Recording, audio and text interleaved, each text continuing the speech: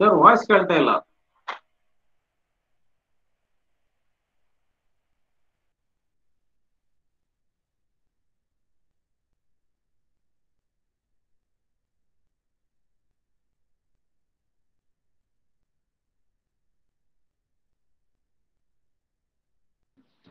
Sir voice ಕೇಳ್ತಿಲ್ಲ.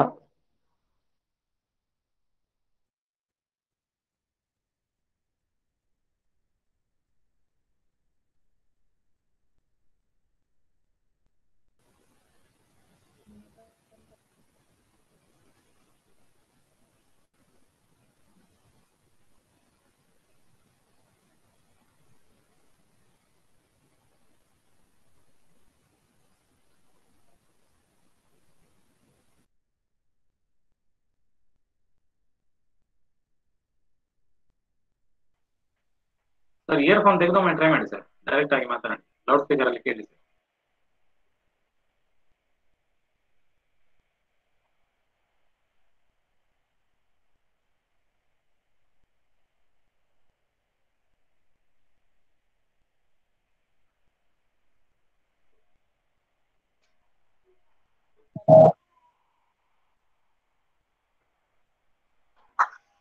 Okay,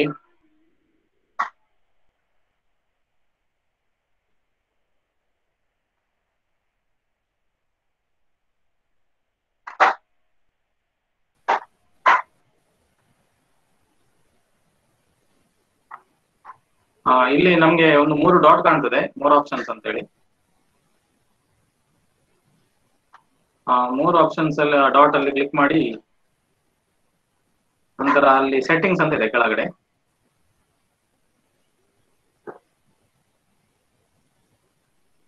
ಆ settings ಅಲ್ಲಿ microphone ಅಂತ ಉಂಟಲ್ಲ ಸರ್, ಅದರಲ್ಲಿ ನೋಡಿ ನಿಮ್ಮ ಯಾವ್ದು ಮೈಕ್ರೋಫೋನ್ ಅಂತ. ಏರೋ ಮಾರ್ಕ್, ಸಣ್ಣ ಏರೋ ಮಾರ್ಕ್ ಕ್ಲಿಕ್ ಮಾಡಿ ಸರ್. Yes yes S.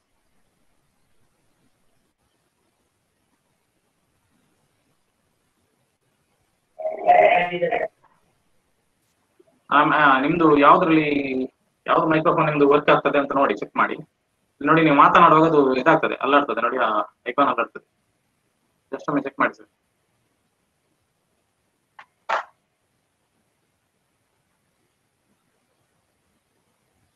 ಒಂದ್ ಸ್ವಲ್ಪ ಟೆಕ್ನಿಕಲ್ ಡಿಫಿಕಲ್ಟಿ ಇರಬಹುದು, ಹೀಗೆ ಆಗ್ತದೆ ಮೀಟಿಂಗ್ ಅಲ್ಲಿ, ಆಗುವಂತ ಸಹಜ. ನಾವು ತರಗತಿಗಳನ್ನು ಮಾಡುವಾಗ ಸಹ ಕೆಲವೊಮ್ಮೆ ಈ ರೀತಿ ಆಗುವಂತದ್ದು ನಾವು ಕಾಣ್ತೇವೆ. ಸೊ ಸರ್ ಅಲ್ಲಿ built in audio analog stereo ಇನ್ನೊಂದು ಕ್ಲಿಕ್ ಮಾಡಿ ಸರ್ ನೋಡ. ಮೇಲೆ ಮಾನಿಟರ್ ಎರಡರಲ್ಲಿ ಒಂದರಲ್ಲಿ ಯಾವ್ದ್ರಲ್ಲಿ ಸೌಂಡ್ ಬರ್ತದೆ ಸರ್, ಕ್ಲಿಕ್ ಮಾಡಿ. ನಿಮ್ಮ ಇಯರ್ಫೋನ್ ಅನ್ನು ತೆಗೀರಿ ಸರ್, ಹೀಗೆ ಮಾತನಾಡಿ. ಇಯರ್ಫೋನ್ ಅನ್ನು ಇದು ಕಂಪ್ಯೂಟರ್ ಇಂದ ಕ್ಲಿಕ್ ಹೊರಗೆ ತೆಗಿ.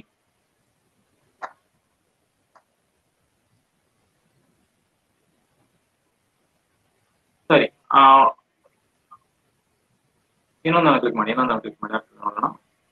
1 ನಿಮಿಷ, ಒಂದು 2 ನಿಮಿಷದೊಳಗೆ ಆಗದಿದ್ರೆ ನಾವು ಇನ್ನೊಬ್ಬರು ನಮ್ಮ ಸರ್ ಹನುಮಂತ್ ಸರ್, ನೀವು ಸಿದ್ಧರಾಗಿ ಸರ್. ಟೆಕ್ನಿಕಲ್ ಏನಾದ್ರು ಪ್ರಾಬ್ಲಮ್ ಆಗಿದ್ರೆ ಅವರು ಅದನ್ನ ಅಷ್ಟರೊಳಗೆ ಸಾರ್ಟ್ ಔಟ್ ಮಾಡ್ಕೊಳ್ಬಹುದು.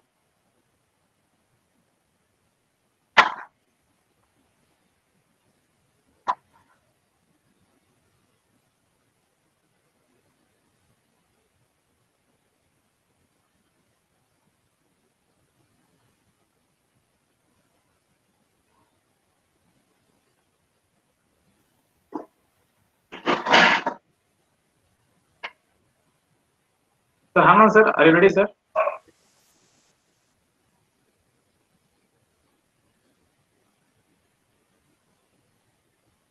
ನಿಮ್ದು ವಾಯ್ಸ್ ಕೇಳ್ತಾ ಇಲ್ಲ.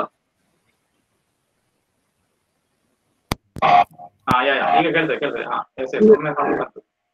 Hello. Yes sir, yes sir, S.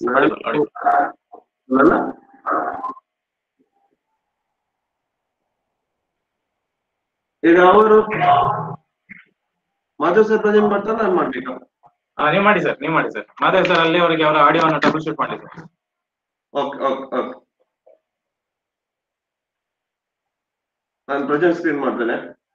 Yes, yes, yes. Please. Render screen ಅಲ್ವಾ? Okay, share.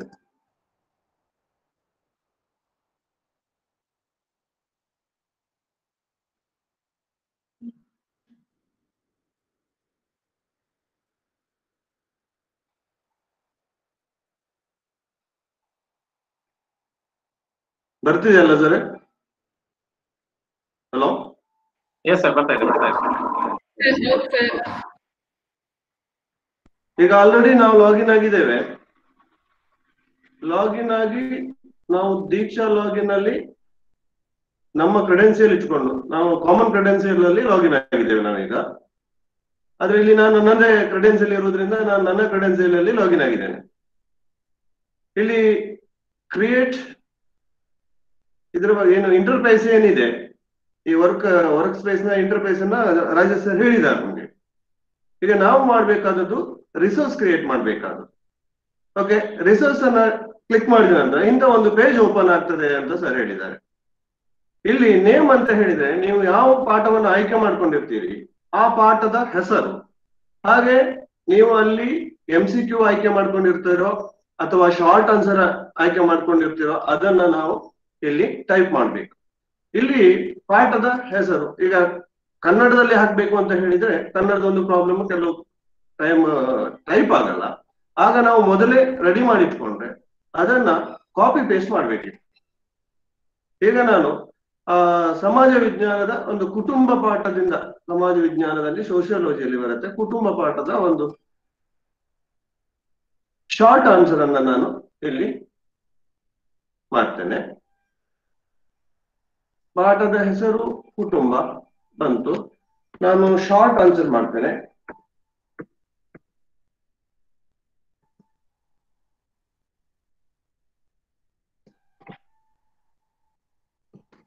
ಓಕೆ, ಇನ್ನು ಕಂಟೆಂಟ್ ಆಯ್ತು. ಇಲ್ಲಿ ನಮಗೆ ಬೇಕಾದ ತುಂಬಾ ಇದೆ. ನಾನು ಪ್ರಾಕ್ಟೀಸ್ ಕ್ವಶನ್ ಸೆಟ್ ಅಂತ ತಗೊಳ್ತೇನೆ. ಬೋರ್ಡ್ ಕರ್ನಾಟಕ, ಹಾಗೆ ಮೀಡಿಯಂ ನಾನು ಕನ್ನಡದಲ್ಲಿ ಕ್ರಿಯೇಟ್ ಮಾಡೋದ್ರಿಂದ ಕನ್ನಡದಲ್ಲಿ ಮಾಡ್ತೇನೆ. ಇನ್ನೊಂದು ಇಂಗ್ಲಿಷ್ ಮಾಡಿದ್ರೆ ಇಂಗ್ಲಿಷ್ ಕೂಡ ತಗೊಳ್ಬಹುದು, ನೀವು ಇನ್ನೊಂದನ್ನು ಆಯ್ಕೆ ಮಾಡ್ಕೊಳ್ಬೇಕು. ಗ್ರೇಡ್ ನನ್ನದು 9th ಆಗಿರೋದ್ರಿಂದ 9. ನೀವು ಯಾವ ಕ್ಲಾಸ್ಗೆ ಕ್ರಿಯೇಟ್ ಮಾಡ್ತೀರಾ ಅದನ್ನ ತೆಗೆದುಕೊಳ್ಳಿ ಅಲ್ಲಿ. ಹಾಗೆ ಸಬ್ಜೆಕ್ಟ್ ಇಲ್ಲಿ science, history, first language Kannada, political science, sociology, business studies, third language Hindi, geography, ಹೀಗೆ ಸಪ್ರೇಟ್ ಇದೆ, ಬೇರೆ ಬೇರೆ ಸ್ಪೆಸಿಫಿಕೇಶನ್ ಇದೆ. ನಾವು 1 to 10th ಏನಿದೆ ಅದು ಸಬ್ಜೆಕ್ಟ್ ಸ್ಪೆಸಿಫೈ ಸಬ್ಜೆಕ್ಟ್ ಇರುತ್ತದೆ. ಸೋಷಿಯಲ್ ಸೈನ್ಸ್ ಅಂತಲೇ ನಾವು ತಗೊಳ್ತೇವೆ ಅಥವಾ ಮ್ಯಾಥಮೆಟಿಕ್ಸ್ ಅಂತಲೇ ತಗೊಳ್ತೇವೆ. ಅಲ್ಲಿ ಆಲ್ಜಿಬ್ರಾವೋ ಅಥವಾ ಜಿಯೋಗ್ರಫಿಯೋ ಎಕನಾಮಿಕ್ಸ್ ಹಾಗೆ ಸಪ್ರೇಟ್ ಆಗುದಿಲ್ಲ ನಮ್ಗೆ. ನಾವು ಹಾಗಾಗಿ ಸೋಷಿಯಲ್ ಸೈನ್ಸ್ ಅನ್ನೇ ತಗೊಳ್ಬೇಕು ಅಥವಾ ವಿಜ್ಞಾನವನ್ನೇ ತಗೊಳ್ಬೇಕು, ಗಣಿತವನ್ನೇ ತಗೊಳ್ಬೇಕು, ಕನ್ನಡವನ್ನೇ ತಗೊಳ್ಬೇಕು, ಇಂಗ್ಲಿಷ್ ಅನ್ನೇ ತಗೊಳ್ಬೇಕು. ಆನಂತರ ಇಲ್ಲಿ ನಮ್ಮ ಬಲಬದಿಗೆ ಕಾರ್ನರ್ ಅಲ್ಲಿ ಸ್ಟಾರ್ಟ್ ಕ್ರಿಯೇಟಿಂಗ್ ಹೋಗ್ಬೇಕು. ಸ್ಟಾರ್ಟ್ ಕ್ರಿಯೇಟಿಂಗ್ ಹೋದ ನಂತರ ಇನ್ನೊಂದು ಪೇಜ್ ಓಪನ್ ಆಗುತ್ತೆ.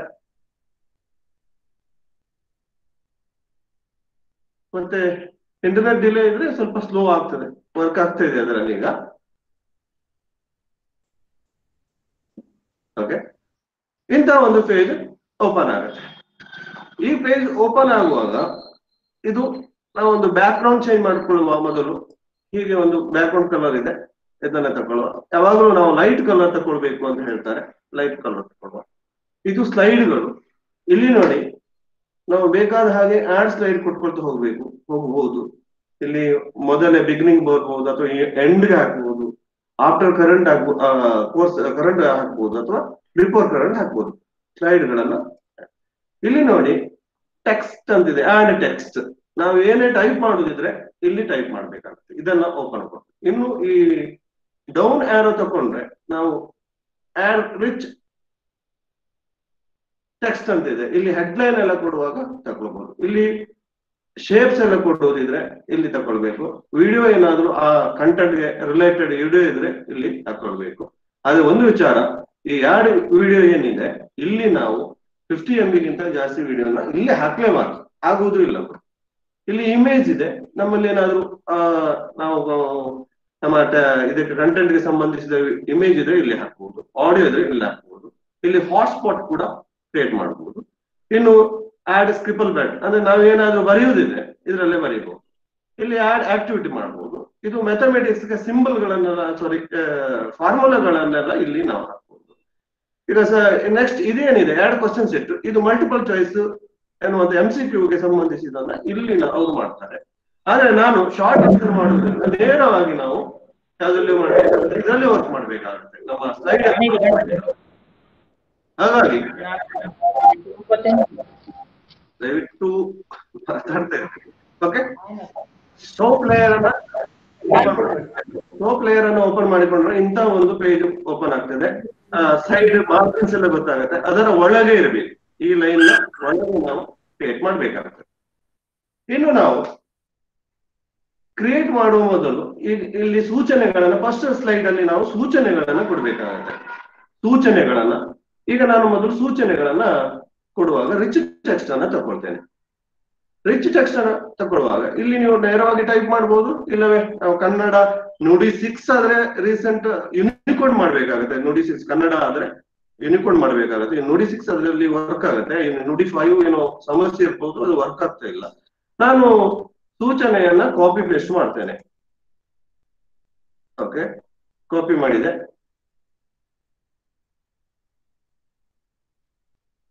ಇಲ್ಲಿ ಇದೆ. ಓಕೆ, ತಗೊಳ್ತೇನೆ ನಾನು.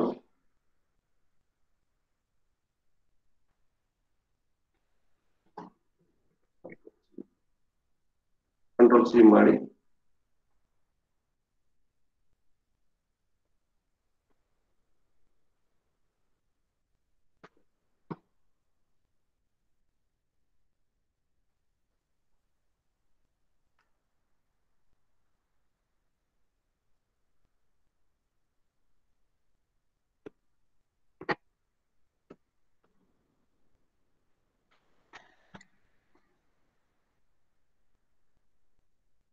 ಸಮಸ್ಯೆ ಇದೆ ಕಾಣಿಸ್ತದೆ. ನೇರವಾಗಿ ಇನ್ನೊಂದು ಟೆಕ್ಸ್ಟ್ ತಗೊಳ್ತೇನೆ, ಅದರಿಂದ ಡೈರೆಕ್ಟ್ ಮಾಡಬಹುದು. ಓಕೆ, ಸೂಚನೆ ಎಲ್ಲಿ ಬರುತ್ತೆ. ಇದನ್ನ ನಾವು ಈ ಕೆಳಗಿನ ಪ್ರಶ್ನೆಗಳಿಗೆ ಒಂದು ಪದ ಅಥವಾ ಒಂದು ವಾಕ್ಯದಲ್ಲಿ ಉತ್ತರಿಸಿ ಅಂತ ಹೇಳಿ ನಾನು ಸೂಚನೆ ಕೊಟ್ಟಿದ್ದೇನೆ. ಇದರ ಫಾಂಟ್ ಅನ್ನ ನಾನು ಫಾಂಟ್ ಅಲ್ಲ, ಟೆಕ್ಸ್ಟ್ ಫಾರ್ಮ್ಯಾಟಿಂಗ್ ಈ ಭಾಗದಲ್ಲಿ ಇದೆ. ಇದರ ಫಾಂಟ್ ಅನ್ನ ನಾನು 22ಕ್ಕೆ ತಗೊಂಡು ಹೋಗ್ತೇನೆ. ಓಕೆ, ಇದರ ಕಲರ್ಸ್ ಕೂಡ ಚೇಂಜ್ ಮಾಡಬಹುದು. ನೀವು ಕಲರ್ ಬೇಕಾದ ಕಲರ್ ತಗೊಳ್ಬಹುದು. ಓಕೆ, ಅದನ್ನ ಬೋಲ್ಡ್ ಕೂಡ ಮಾಡಬಹುದು. ಬೋಲ್ಡ್ ಮಾಡಿ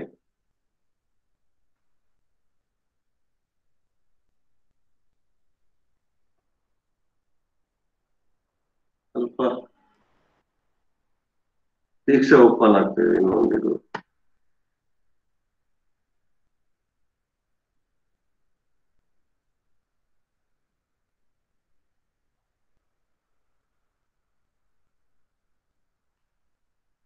ಇದೊಂದು ಆಪ್ ಓಪನ್ ಆಗ್ತಿದೆ, ಸ್ವಲ್ಪ ವೇಟ್ ಮಾಡುವ.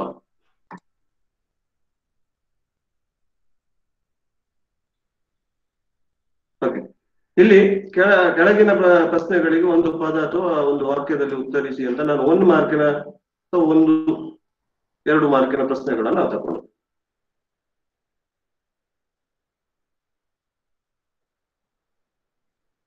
ಯಾರು ಬೇರೆಯವರ ಪ್ರೆಸೆಂಟ್ ಮಾಡ್ತಾ ಇದ್ದಾರಂತ. ಹಲೋ, ಇಲ್ಲ ಸರ್, ಇಲ್ಲ ಸರ್, ನಿಮ್ಮದೇ ಪ್ರೆಸೆಂಟೇಶನ್ ಕಾಣ್ತಾ ಉಂಟು. ಇಲ್ಲಿ ಕಾಣ್ತಾ ಇಲ್ಲ ಅದೇ. ಇಲ್ಲಿ ಬೇರೆ ಯಾವ್ದು ಓಪನ್ ಆಯ್ತು? ನೀವು ಗುಣೊಮ್ಮೆ ವರ್ಕ್ ಸ್ಪೇಸಿಗೆ ಬನ್ನಿ ಸರ್. ಬಂತು ಈಗ ಬಂದಲ್ಲ. ಕೆಳಗಿನ ಪದ ಅಥವಾ ವಾಕ್ಯದಲ್ಲಿ ಉತ್ತರಿಸಿ, ಇದು ಓಪನ್ ಆಗುತ್ತೆ. ಸಾರಿ, ಇದನ್ನ ನಾವು ಟೈಪ್ ಮಾಡಿದ ನಂತರ ಇಲ್ಲಿ ನಾವು ಇನ್ನೊಂದು ಟೆಕ್ಸ್ಟ್ ಆಡ್ ಟೆಕ್ಸ್ಟ್ ಅನ್ನ ತಗೊಳ್ಬೇಕು. ಆಡ್ ಟೆಕ್ಸ್ಟ್ ಅನ್ನ ತಗೊಂಡು ಇನ್ನೊಂದು ಸೂಚನೆ ನಾವು ಕೊಡ್ಬೋದು.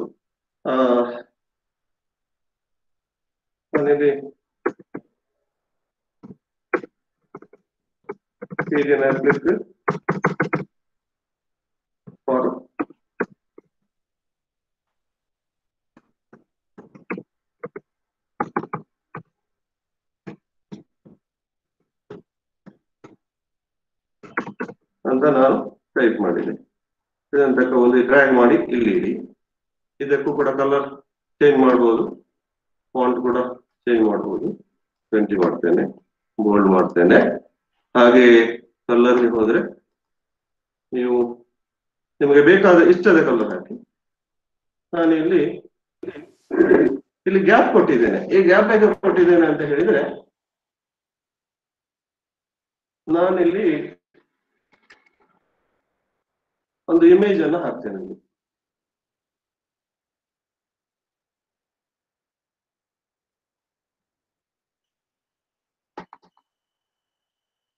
ಇಲ್ಲಿ ಒಂದು ಇಮೇಜ್ ಹಾಕ್ತೇನೆ.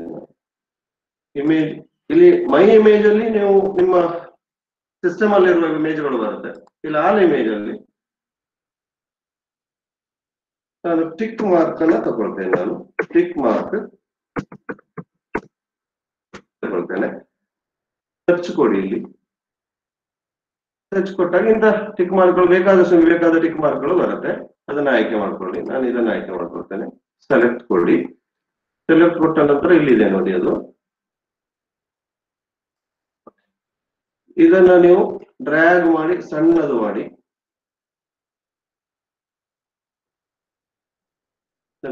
ಇಡಿ. ಅಂದ್ರೆ ಯಾಕೆ ಇದನ್ನ ಇಡುವುದು ಅಂತ ಹೇಳಿ, ಒಂದು ಇಂಟರಾಕ್ಟಿವ್ ಆಗಿರ್ಲಿ ಅಂತ ಹೇಳಿ ಈ ಟಿಕ್ ಮಾರ್ಕ್ ಅನ್ನ ಕ್ಲಿಕ್ ಮಾಡಿದ ನಂತರ ನಮಗೆ ಆನ್ಸರ್ ಶೋ ಆಗ್ಬೇಕು. ಹಾಗೆ ಅದಕ್ಕಾಗಿ ಹೀಗೆ ಮಾಡುವಂತದ್ದು.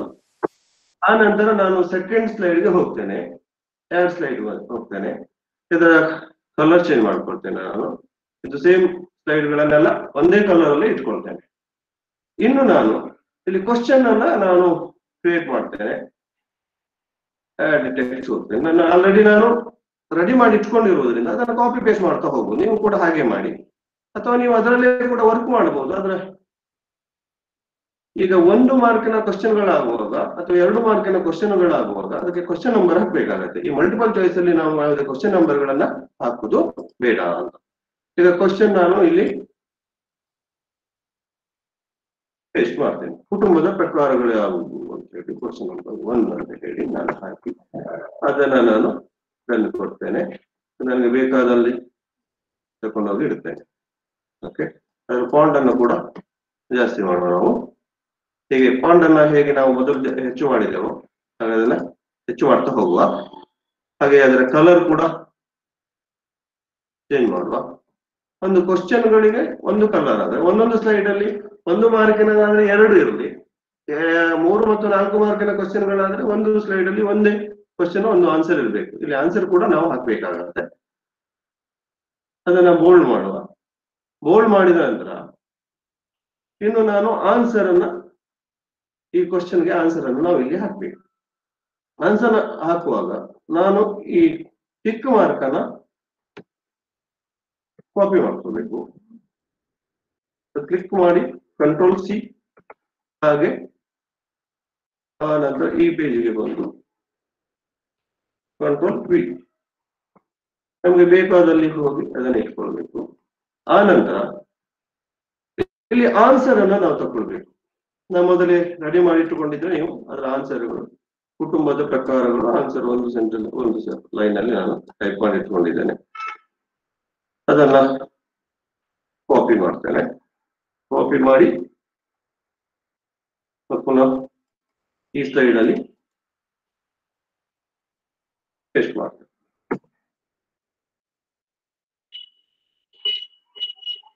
ಕಾಪಿ ಆಗಿಲ್ಲ ಕಾಣಿಸ್ತದೆ.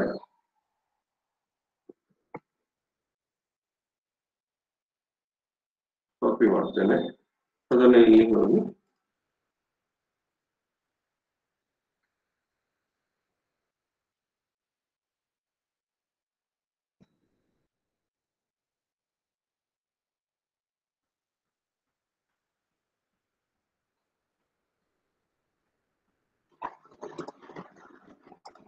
ಪೇಸ್ಟ್ ಆಗ್ಬೇಕು.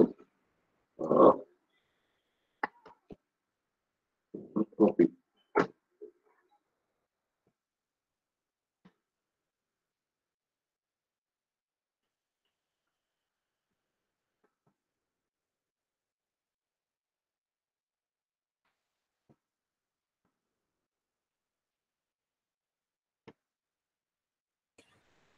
ಟೆಕ್ಸ್ಟ್ ತಗೊಳ್ಳಿ. ಟೆಕ್ಸ್ಟ್ ಸರಿ ಸರಿ. ಆಡ್ ಟೆಕ್ಸ್ಟ್ ಕೊಟ್ಟು ಟೆಕ್ಸ್ಟ್ ಮೇಲೆ ಕೊಡ್ಬೇಕು. ಹೌದು, ಗೊತ್ತು. ಸ್ವಲ್ಪ ಕನ್ಫ್ಯೂಷನ್. ಯಾರದು? ಥ್ಯಾಂಕ್ಸ್ ನಿಮ್ಗೆ. ಈಗ ನೋಡಿ, ಪೇಸ್ಟ್ ಆಯ್ತು. ನೀತಾ ಮೇಡಮ್ ಅಂತ ಕಾಣಿಸ್ತದೆ. ಥ್ಯಾಂಕ್ಸ್ ನಿಮ್ಗೆ. ಹಾಗೆ ಅದರ ಕಲರ್ ಚೇಂಜ್ ಮಾಡೋಣ ನಾವು. ನಾನೊಂದು ಈ ಕಲರ್ ಕೊಡ್ತೇನೆ ಆನ್ಸರ್. ಇಲ್ಲಿ ನಮಗೆ ಟಿಕ್ ಮಾರ್ಕ್ ನಮ್ಗೆ ಶೋ ಆಗ್ಬೇಕು, ಆನ್ಸರ್ ವಿಸಿಬಲ್ ಆಗ್ಬೇಕು. ಇಲ್ಲಿ ನಾವು ಟಿಕ್ ಮಾರ್ಕ್ ಅನ್ನ ಇಲ್ಲಿ ವಿಸಿಬಲ್ ಮಾಡಿಟ್ಟಿದ್ದೇವೆ. ಹಾಗೆ ಆನ್ಸರ್ ಇದು ಡಿಸೇಬಲ್ ಮಾಡಬೇಕು, ವಿಸಿಬಲ್ ಅನ್ನ ಡಿಸೇಬಲ್ ಮಾಡ್ಕೋಬೇಕು. ಆ ನಂತರ ನಮಗೆ ಟಿಕ್ ಮಾತ್ರ ಶೋ ಆಗ್ಬೇಕು ಅಂತ ಹೇಳಿದ್ರೆ ಇಲ್ಲಿ ಆಕ್ಷನ್ ಹೋಗ್ಬೇಕು. ಇಲ್ಲಿ ಬಲಬದಿಯಲ್ಲಿ ಆಕ್ಷನ್ ಇದೆ ನೋಡಿ, ಅಲ್ಲಿ ಆನ್ ಕ್ಲಿಕ್ ಹೋಗ್ಬೇಕು. ಇಲ್ಲಿ ಸೆಲೆಕ್ಟ್ ಶೋ ಮಾಡ್ಬೇಕು. ಓಕೆ. ಆ ನಂತರ ಇನ್ನೊಂದು 2 ಟೆಕ್ಸ್ಟ್ ಬಾಕ್ಸ್ ಇದೆ ನೋಡಿ, ಇಲ್ಲಿ ಸೆಲೆಕ್ಟ್ ಟಾರ್ಗೆಟ್ ಅಂತ ಇದೆಯಲ್ಲ ಕೆಳಗಿನದು, ಟಾರ್ಗೆಟ್ ಅನ್ನ ತಕೊಂಡಾಗ ನಮ್ಮ ಇದನ್ನ ಸೆಲೆಕ್ಟ್ ಮಾಡ್ರೆ ಯಾವ್ದ್ರಲ್ಲಿ ಬರುತ್ತೆ, ಈ ರೆಕ್ಟಾಂಗಲ್ ಡಾಟ್ ಮಾರ್ಕ್ ಯಾವ್ದ್ರಲ್ಲಿ ಬರ್ತದೆ ಅನ್ನೋದನ್ನ ನೋಡ್ಬೇಕು. ಈಗ ಕುಟುಂಬದ ಪ್ರಕಾರದ ಮೇಲೆ ಇದೆ, ಇದನ್ನ ತಕೊಂಡಾಗ ಅದು ಆನ್ಸರ್ ಮೇಲೆ ಬರುತ್ತೆ. ಓಕೆ, ಆಡ್ ಅಂತ ಕೊಡ್ಬೇಕು. ಇಲ್ಲಿ ನಾವು ಸೇವ್ ಕೊಡ್ತಾ ಹೋಗ್ಬೇಕು. ಓಕೆ, ಕರೆಂಟ್ ಹೋದ್ರೆ ಸಮಸ್ಯೆ ಆಗ್ತದೆ. ಹಾಗೆ ನಾವು ಪ್ರಿವ್ಯೂ ನೋಡುವ. ಪ್ರಿವ್ಯೂ ನೋಡಿದಾಗ ನಮ್ಮ ಮೊಬೈಲ್ ವ್ಯೂ ಬರುತ್ತೆ.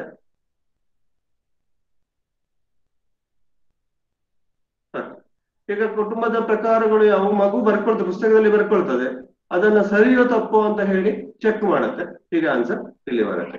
ನಾವು ಹೀಗೆ ಮಾಡ್ತಾ ಹೋಗ್ಬೇಕು. ಒಂದು ಕ್ವಶನ್ ಆಯ್ತು. ಇನ್ನೊಂದು ಕ್ವಶನ್, ಇನ್ನೊಂದು ಟೆಕ್ಸ್ಟ್ ಬಾಕ್ಸ್ ತಗೊಳ್ಳುವ ನಾವು. ಇಲ್ಲಿ ನಾವು ಮೊದಲೇ ತಯಾರಿಟ್ಟುಕೊಂಡಂತ ಕ್ವಶನ್ ಅನ್ನ ತಗೊಳ್ಳುವ. ಅವಿಭಕ್ತ ಕುಟುಂಬ ಎಂದರೇನು ಅಂತ ಹೇಳಿ ಕಾಪಿ ಮಾಡ್ತೇನೆ ನಾನು. ಹಾಗೆ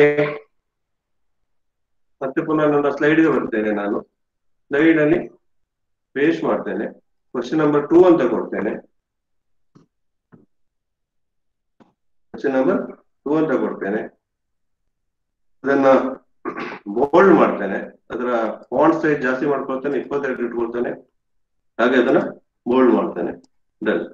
ಅದನ್ನ ತಕೊಂಡ್ಬಂದು ಇಲ್ಲಿ ಇಡ್ತೇನೆ. ಆ ನಂತರ ಅದರ ಡ್ರ್ಯಾಗ್ ಮಾಡಿ ಅದು ಒಂದೇ ಲೈನ್ಗೆ ಬರುವಾಗ ಮಾಡ್ತೇನೆ. ಮತ್ತೆ ಈ 2 ಲೈನ್ಗಳ ಹೊರಗೆ ಬಂದ್ರೆ ಮತ್ತೆ ನಾವು ವ್ಯೂ ಮಾಡುವಾಗ ಅದು ಒಂದಕ್ಕೆ ಒಂದು ಲಿಂಕ್ ಆಗುವ ಸಾಧ್ಯತೆ ಇರ್ತದೆ. ಅದ್ರ ಕಲರ್ ಕೂಡ ಚೇಂಜ್ ಮಾಡ್ಬೋದು. ನಾವೀಗ ಕಲರ್ ಚೇಂಜ್ ಮಾಡ್ತೇನೆ. ಮತ್ತೆ ಅದೇ ಸೇಮ್ ಪ್ರೊಸೀಜರ್. ನಾನು ಈ ಟಿಕ್ ಮಾರ್ಕ್ ತಗೊಳ್ತೇನೆ.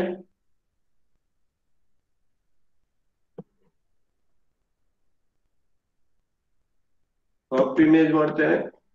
ಇಲ್ಲೂ ಬರ್ತೇನೆ, ಪೇಸ್ಟ್ ಮಾಡಿ ಅದರ ಆನ್ಸರ್ ಅನ್ನ ಇಲ್ಲಿ ಇಡ್ತೇನೆ. ಓಕೆ, ಟಿಕ್ ಮಾರ್ಕ್ ಅನ್ನ ಇಲ್ಲಿ ಇಡ್ತೇನೆ. ಇನ್ನು ನಾನು ಇನ್ನೊಂದು ಆನ್ಸರ್ ಬೇಕಲ್ಲ, ಟೆಕ್ಸ್ಟ್ ಬಾಕ್ಸ್ ತಗೊಳ್ತೇನೆ. ನಲ್ಲಿ ಆಲ್ರೆಡಿ ಆನ್ಸರ್ ಇದೆ, ಉತ್ತರವನ್ನ ತಗೊಳ್ತೇನೆ. ಕಾಪಿ ಮಾಡಿದೆ, ಪೇಸ್ಟ್ ಮಾಡಿದೆ. ಫಾಂಟ್ ಸೈಜ್ ಜಾಸ್ತಿ ಮಾಡುವ, 22. Okay, bold. ಮತ್ತೆ ಕಲರ್ ಕೂಡ ಚೇಂಜ್ ಮಾಡುವ. ಈಗ ನಾವು ಅದು ಇಲ್ಲಿ ಕೂತ್ಕೊಂಡಿದೆ, ಅದನ್ನ ಹೇಳ್ಕೊಂಡು ಬರುವ.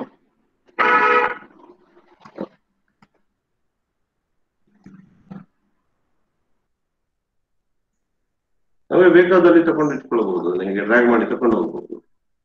ಆನ್ಸರ್ ಇಲ್ಲಿದೆ.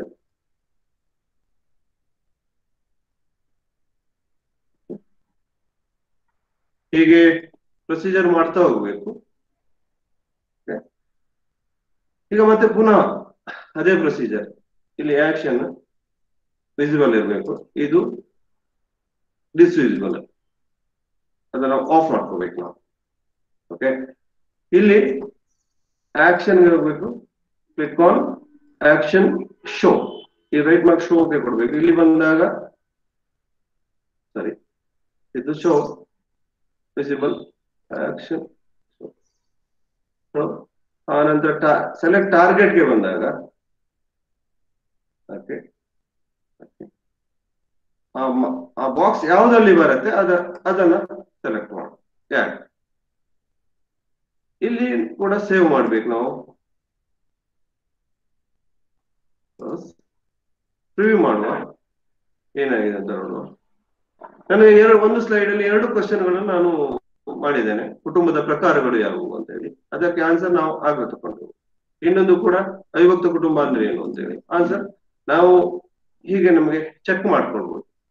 ಇಲ್ಲಿ ನಾವು ಆನ್ಸರ್ಗಳು ನಾವು ದೀಕ್ಷಾ ಪೋರ್ಟಲ್ಗೆ ಅಪ್ಲೋಡ್ ಆಗೋದ್ರಿಂದ, ರಿವ್ಯೂಗೆ ಹೋಗೋದ್ರಿಂದ ತುಂಬಾ ನೀಟಾಗಿ ತುಂಬಾ ಎಚ್ಚರಿಕೆಯಿಂದ ಕ್ವಶನ್ಗಳನ್ನ ಫ್ರೇಮ್ ಮಾಡ್ಬೇಕಾಗತ್ತೆ. ಯಾವುದೇ ತಪ್ಪಾಗದ ಹಾಗೆ. ತಪ್ಪ ಆದದ್ದೇ ಆದ್ರೆ ನಮ್ಮ ಡ್ರಾಫ್ಟ್ ಅಲ್ಲಿ ಇರತ್ತೆ, ಅದನ್ನ ರಿವ್ಯೂಗೆ ಕಳಿಸಬಾರ್ದು ನಾವು. ಈಗ ಒಂದು ಸ್ಲೈಡ್ ಆಯ್ತು, ಹಾಗೆ ಮತ್ತೊಂದು ಸ್ಲೈಡ್ ಮಾಡುವ ನಾವು. ಮತ್ತೊಂದು ಸ್ಲೈಡ್ ಮಾಡಿ ಇನ್ನೊಂದು ಕ್ವಶನ್ ತಗೊಳ್ತೇನೆ ನಾನು. 3ನೇ ಕ್ವಶನ್ ಅನ್ನ ಕಾಪಿ ಮಾಡ್ತೇನೆ. ಇಲ್ಲಿ ನಾನು ಟೆಕ್ಸ್ಟ್ ಬಾಕ್ಸ್ ತಗೊಳ್ತೇನೆ, ಇಲ್ಲಿ ಪೇಸ್ಟ್ ಮಾಡಿ. ಸೇಮ್ ಪ್ರೊಸೀಜರ್ ಎಲ್ಲ ಸೇಮ್, ಹಾಗೆ ಸೇವ್ ಮಾಡ್ತಾ ಹೋದ್ರೆ ಆಯ್ತು. ಸಾರಿ, ಕ್ವಶನ್ ನಂಬರ್ 3.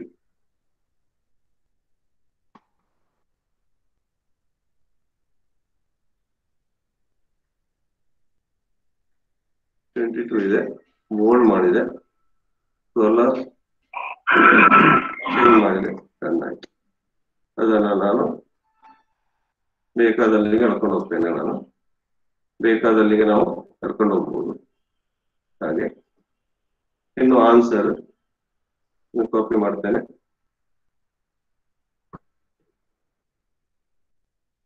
ಮಾಡಿದೆ, ಈಗ ತಂದೆ.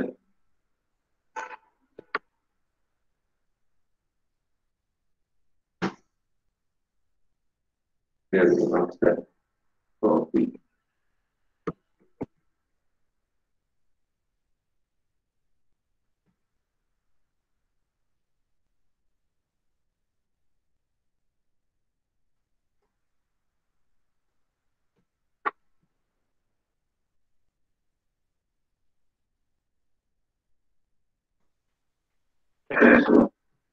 ಇದು ಸರ್, ಇದು ರೈಟ್ ಮಾರ್ಕ್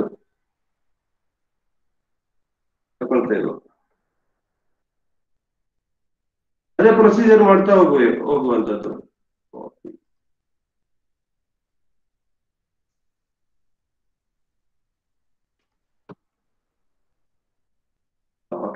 ಬಂತು. ಇದನ್ನು ಇಲ್ಲಿ ಇಡ್ತೇನೆ. ಮತ್ತೆ ಆನ್ಸರ್ ನನ್ನಲ್ಲಿ ಮೊದಲೇ ತಯಾರಿದೆ. ಈಗ ಪ್ರಶ್ನೆಗೆ ಉತ್ತರಗಳನ್ನು ನಾನು ಒಂದರಲ್ಲಿಡ್ತೇನೆ.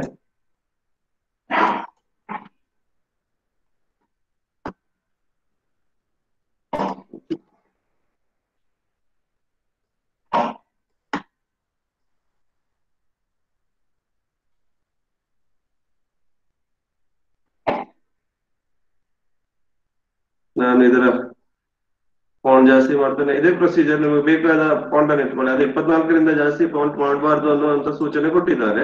ಅದಕ್ಕಿಂತ ಹೆಚ್ಚು ಮಾಡಿದ್ರೆ ಅದು ಸಾಕಾಗ್ಲಿಕ್ಕಿಲ್ಲ ಅಂತ. ಇದನ್ನ ಹಾಗೆ ಡ್ರ್ಯಾಗ್ ಮಾಡಿ ಇಲ್ಲಿ ತಕೊಂಡೋಗಿ ಇಡ್ತೇನೆ. ಫುಲ್ ಸ್ಟಾಪ್ ಎಲ್ಲ ಹಾಕಿ ಮತ್ತೆ ಪುನಃ ಏನಾದ್ರು ಮಿಸ್ಟೇಕ್ ಇದ್ರೆ ಅಲ್ಲಿ ಡಬಲ್ ಕ್ಲಿಕ್ ಮಾಡಿದ್ರೆ ಓಪನ್ ಆಗುತ್ತೆ. ಈಗ ಇದು ಪುನಃ ಅದೇ ಪ್ರೊಸೀಜರ್. ಇದು ವಿಸಿಬಲ್ ಇರಬೇಕು, ಇದು ವಿಸಿಬಲ್ ಇರಬೇಕು. ಮತ್ತೆ ಇಲ್ಲಿ ಆಕ್ಷನ್ ಹೋಗ್ಬೇಕು ನಾವು. ಆಕ್ಷನ್ ಕ್ಲಿಕ್ ಆನ್ ಹಾಗೆ ಇಲ್ಲಿ ಶೋ ತಗೊಳ್ಬೇಕು. ಆನಂತರ ಸೆಲೆಕ್ಟ್ ಟಾರ್ಗೆಟ್ ಅಲ್ಲಿ ಯಾವ್ದಲ್ಲಿ ಬರ್ತೋ ಅದನ್ನು ತಗೊಳ್ಬೇಕು. ಆಡ್. ಓಕೆ, ಸೇವ್ ಕೊಡಿ, ಕೊಡಿ, ರಿವ್ಯೂ ನೋಡಿ. ಆನ್ಸರ್ ಅನ್ನ ಮಕ್ಕಳು ಚೆಕ್ ಮಾಡಬಹುದು. ಹೀಗೆ ಒಂದಾಯ್ತು. ಇನ್ನು 4ನೇ ಕ್ವಶನ್ ಅನ್ನ ತಗೊಳ್ತೇನೆ ನಾನು.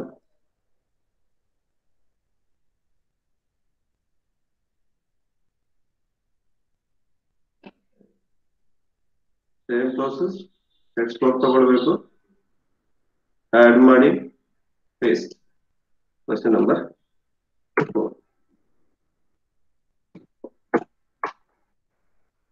ಫಾಂಟ್ ಜಾಸ್ತಿ ಮಾಡಿ. ಅದೇ ಈ ಸೈಡ್ ಅಲ್ಲಿ ಹೋಗಿ ಫಾಂಟ್ ಜಾಸ್ತಿ ಮಾಡಿ ನೀವು ಹೆಚ್ಚಿಗೆ ಮಾಡ್ಕೊಳ್ಳೋದು ಒಂದು 22 ಇಟ್ಕೊಳ್ಳುವ. ಬೋಲ್ಡ್ ಕಲರ್ ಕೂಡ ಚೇಂಜ್ ಮಾಡಿ.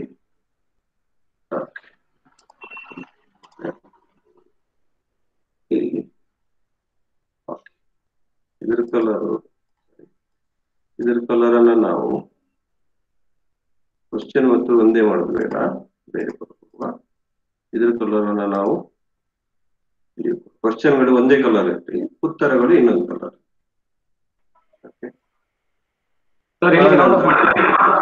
ಏನ್ ಸರ್ ಇದು ಈ ಸ್ಲೈಡ್ ಅಲ್ಲಿ ರೌಂಡ್ ಅಪ್ ಮಾಡಿ ಸರ್. ಈ ಸ್ಲೈಡ್ 4 ಕ್ವಶನ್ಗಳು 4 ಕ್ವಶನ್ ಮಾಡಿಲ್ಲ ಸರ್. ಓಕೆ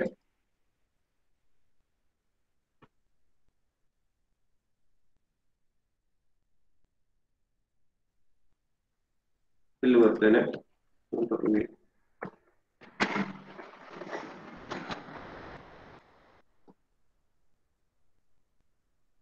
ಆನ್ಸರ್ ತರ್ತೇನೆ ಇಲ್ಲಿ.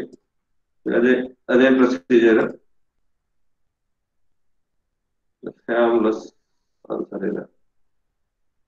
ಅದು ಒಂದು ವರ್ಡ್ ಅಲ್ಲಿ ಕೂಡ ನಾವು ಕೋರ್ ಸಬ್ಜೆಕ್ಟ್ ಆಗಿರೋದ್ರಿಂದ ಪೂರ್ತಿ ವಾಕ್ಯದಲ್ಲೇ ಇರ್ಬೇಕಂತ ಏನಿಲ್ಲ, ಒಂದು ವರ್ಡ್ ಅಲ್ಲಿ ಕೂಡ ಹಾಕ್ಬೋದು. ನಾವು ಬೋಲ್ಡ್ ಮಾಡ್ತೇನೆ. ಕಲರ್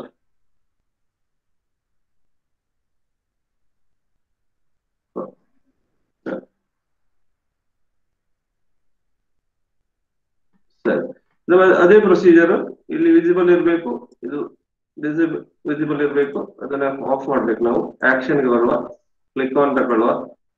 ಇಲ್ಲಿ ಇದರಲ್ಲಿ ಕ್ಲಿಕ್ ಮಾಡಿ ಇಟ್ಕೊಳ್ಬೇಕು. ನಾವು ಆಕ್ಷನ್ಗೆ ಬರುವಾಗ click on action, show target,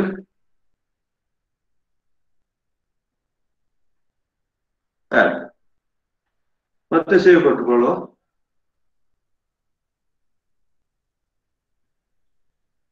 close. ಈಗ ನಾವು ಪ್ರಿವ್ಯೂ ನೋಡುವ. ಸರಿ, ಈ ಸ್ಲೈಡ್ ಅಲ್ಲಿ 3 ಮತ್ತು 4 ಆನ್ಸರ್.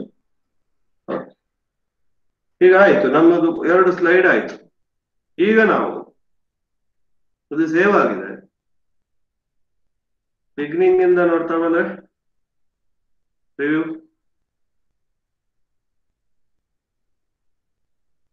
ಹೀಗೆ ಬರುತ್ತೆ. Next question. ಹೀಗೆ ನೀವು 3 ಮಾರ್ಕ್ 4 ಮಾರ್ಕ್ 2 ಮಾರ್ಕ್ ಎಲ್ಲ ಕೂಡ ಇದೇ ಪ್ರೊಸೀಜರ್ ಅಲ್ಲಿ ಮಾಡುವಂತದ್ದು. ಇನ್ನು ನಾನು ಇದನ್ನ ಕ್ಲೋಸ್ ಮಾಡ್ತೇನೆ. ಸೇವ್ ಆಗಿದೆ ಅದು, ಇದನ್ನ ಕ್ಲೋಸ್ ಮಾಡ್ತೇನೆ. ಇದು ನನ್ನ ಕುಟುಂಬ ಶಾರ್ಟ್ ಆನ್ಸರ್ ಇಲ್ಲಿದೆ ನೋಡಿ. ಇದು ನನ್ನದೇ ಇದರಲ್ಲಿ ಲಾಗಿನ್ ಆಗಿರೋದ್ರಿಂದ ನನ್ನ ಕ್ರೆಡೆನ್ಸಿಯಲ್ ಅಲ್ಲಿ ಲಾಗಿನ್ ಆಗಿದ್ದೇನೆ ನಾನು. ಅದು ನೀವು ಆದ್ರೆ ಕಾಮನ್ ಇದರಲ್ಲಿ ಆಗುವುದು ತುಂಬಾ ಇದೆ. ದಕ್ಷಿಣ ಕನ್ನಡ ತುಂಬಾ ನಿನ್ನೆ ಎಲ್ಲ ಕ್ರಿಯೇಟೆಡ್ ತುಂಬಾ ಇದೆ. ಇದನ್ನ ನಾನು ಮಾಡ್ತೇನೆ. ಕ್ಲಿಕ್ ಮಾಡಿದಾಗ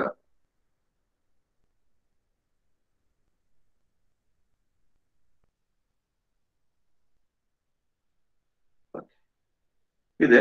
ಇದನ್ನ ನಾನು ಏನ್ ಮಾಡ್ತೇನೆ, ರಿವ್ಯೂಗೆ ಕಳಿಸ್ಬೇಕು. ಈಗ ನೀವು ಪೂರ್ತಿ ಕರೆಕ್ಟ್ ಇದೆ, ಯಾವುದೇ ತಪ್ಪಿಲ್ಲ, ತುಂಬಾ ಬಾರಿ ನೋಡಿದ್ದೀರಿ. ಇದನ್ನ ಇಲ್ಲದ್ರೆ ಇಲ್ಲೇ ಡಿಲೀಟ್ ಮಾಡೋಕ್ಕಾಗತ್ತೆ. ನಮ್ಮ ಡ್ರಾಫ್ಟ್ ಅಲ್ಲಿ ಇರುವುದನ್ನ ಡಿಲೀಟ್ ಮಾಡಬಹುದು. ಈಗ ರಿವ್ಯೂ ಮಾಡುವುದಕ್ಕೆ ಕಲಿಸುವಾಗ ಸರ್ ಹೇಳುವುದಾ ಮತ್ತೆ ಬೇರೆ ಯಾರು ಹೇಳ್ತಾರ? ಸರ್ ರಾಜೇಶ್ ಸರ್ ಹೇಳಿ ಸರ್, ಹೇಳಿ. ರಿವ್ಯೂ ಬೇಡ ಸರ್. ರಿವ್ಯೂ ಇವತ್ತಿಲ್ಲ ಅಂದ್ರೆ ಕ್ರಿಯೇಷನ್ ಗೆ ಟೈಮ್ ಸಾಕಾಗುದಿಲ್ಲ. ರಿವ್ಯೂ ಮಾಡುವವರು ಅದನ್ನ ರಿವ್ಯೂ ಮಾಡ್ತಾರೆ. ನಾ ಸೇವ್ ಮಾಡಲ್ಲ ಜಸ್ಟ್ ಹೇಳಿ ಬಿಡ್ತೇನೆ ಇಲ್ಲಿ. ಆಯ್ತಾಯ್ತು ಹೇಳಿ ಸರ್. ಹೇಳಿ ಬಿಡ್ತೇನೆ. ಇಲ್ಲಿ ನೋಡಿ, ನನ್ನದು ಆಲ್ರೆಡಿ ನಾವು ಟೈಟಲ್ ಕೊಟ್ಟಿದ್ದೇವೆ ಶಾರ್ಟ್ ಆನ್ಸರ್ ಅಂತ ಹೇಳಿ. ಇಲ್ಲಿ ಒಂದು ಆಡ್ ಇಮೇಜ್ ಹಾಕ್ಬೇಕು. ಆಡ್ ಇಮೇಜ್ ಆಗುವಾಗ ಇಲ್ಲಿ ಆಲ್ ಇಮೇಜ್ ಹೋಗ್ಬೇಕು. ಇಲ್ಲಿ ಕಂಪಲ್ಸರಿ ಅವರು ಹೇಳಿದ ಪ್ರಕಾರ DSC ಆಂಟಿನೇ ತಗೊಳ್ಬೇಕು. ಇದನ್ನೇ ತಗೊಳ್ಬೇಕು. ಇದನ್ನ ಸೆಲೆಕ್ಟ್ ಮಾಡಿ, ಯಾವ್ದಾದ್ರು ಒಂದನ್ನ ಸೆಲೆಕ್ಟ್. ಓಕೆ, ಇಲ್ಲಿ ಡಿಸ್ಕ್ರಿಪ್ಷನ್ ಶಾರ್ಟ್ ಆನ್ಸರ್ ಅಂತ ಕೊಡಿ.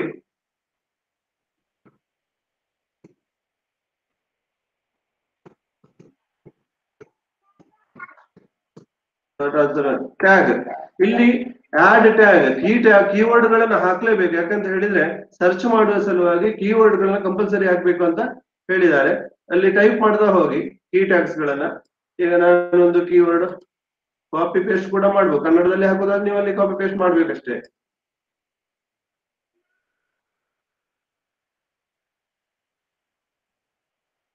ಓಕೆ, ಇನ್ನೊಂದು ಕೀ ಟ್ಯಾಗ್ ಹಾಕಿ, ನಿಮಗೆ ಎಷ್ಟು ಕೂಡ್ತದೋ ಅಷ್ಟು ಹಾಕಿ. ಯಾಕಂತ ಹೇಳಿದ್ರೆ ಅವರು ಹೇಳುದ ಹಾಗೆ ಹೆಚ್ಚು ಸರ್ಚ್ ಮಾಡುವುದಕ್ಕೆ ನಮ್ಗೆ, ನಾವೀಗ ಗೂಗಲ್ ಕ್ರೋಮ್ ಅಲ್ಲಿ ಎಲ್ಲ ಹೋಗಿ ಸರ್ಚ್ ಮಾಡುವ ಒಂದು ವರ್ಡ್ ಕೂಡ ಸರ್ಚ್ ಮಾಡುವಾಗ ಸಿಗುವಂತದ್ದು. ಹಾಗೆ ಇಲ್ಲಿ ನಮಗೆ ಎಷ್ಟು ಬೇಕಾಗತ್ತೋ ಅಷ್ಟು ಟ್ಯಾಗ್ ಹಾಕಿ. ನಾನು ಎರಡೇ ಹಾಕಿದ್ದೇನೆ. ಈ ಕಂಟೆಂಟ್ ಟೈಪ್ ಆಲ್ರೆಡಿ ಇದೆ, ಇದು ಬೇಡ ನಮ್ಗೆ, ಅಡಿಷನಲ್ ಕ್ಯಾಟಗರಿ ಬೇಡ. ಬೋರ್ಡ್ ಇದೆ, ಮೀಡಿಯಂ ಸೆಲೆಕ್ಟ್ ಆಗಿದೆ, ಕ್ಲಾಸ್ ಸೆಲೆಕ್ಟ್ ಆಗಿದೆ, ಟಾಪಿಕ್ ಆದಾಗ ಇಲ್ಲಿ ಅದೇ ಲಿಸ್ಟ್ ಅನ್ನ ಬಿಡ್ತದೆ.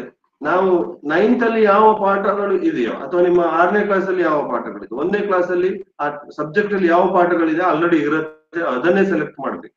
ನಾನೀಗ ಕುಟುಂಬವನ್ನ ಸೆಲೆಕ್ಟ್ ಮಾಡಿದೆ, ಡನ್. ಓಕೆ,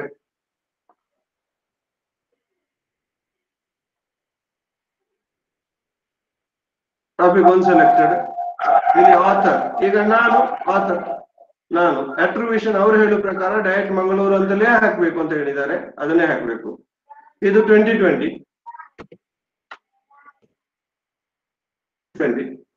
ಈ ಯಾವ ವರ್ಷ ಕ್ರಿಯೇಟ್ ಆಗಿದೆ ಆ ವರ್ಷ ಹಾಕ್ಬೇಕು. CC BY ಅದು ಸರ್ ರಾಜೇಶ್ ಸರ್ ಅದ್ರ ಬಗ್ಗೆ ಹೇಳ್ತಾರೆ, ನಾನು ಇಲ್ಲಿರುವುದನ್ನೇ ತಗೊಳ್ತೇನೆ. ಇಲ್ಲಿ ಹೋಗಿ ನೀವು ಸೇವ್ ಕೊಡ್ಬೇಕು.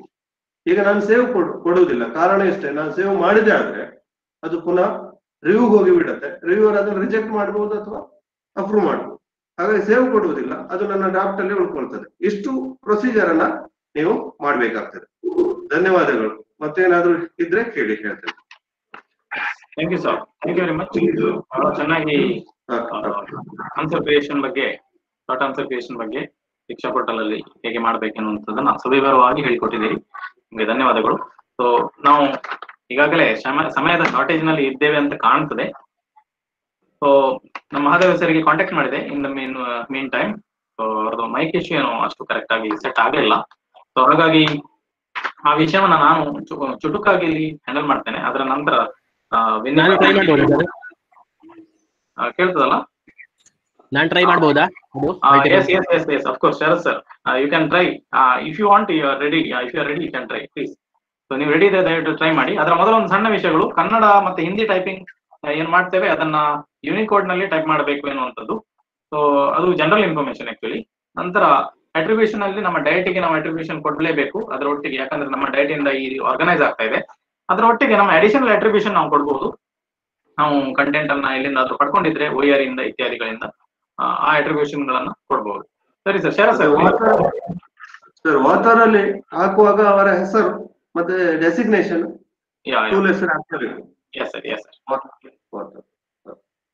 ಶರತ್ sir, if you are ready with multiple choice please.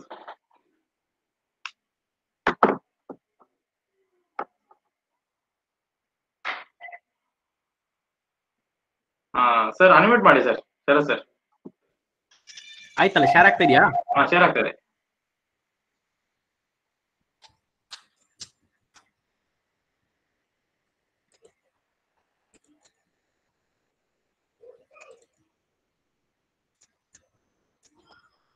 ಯಾವ್ದು ಕಾಣಿಸ್ತಾ ಇದೆ ಸರ್?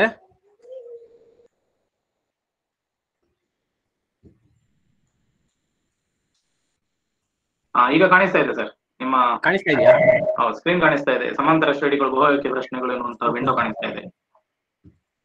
ನಾನು ಅಂದ್ರೆ ಸ್ವಲ್ಪ ಎಡಿಟ್ ಮಾಡಿದ್ದೆ. ಟೈಟಲ್ ಎಲ್ಲ ಕೊಡುವಂತದ್ದು ಸೇಮ್ ಪ್ರೊಸೀಜರ್ ಎಲ್ಲರಿಗೂ. ಹೌದು. ನಂತರ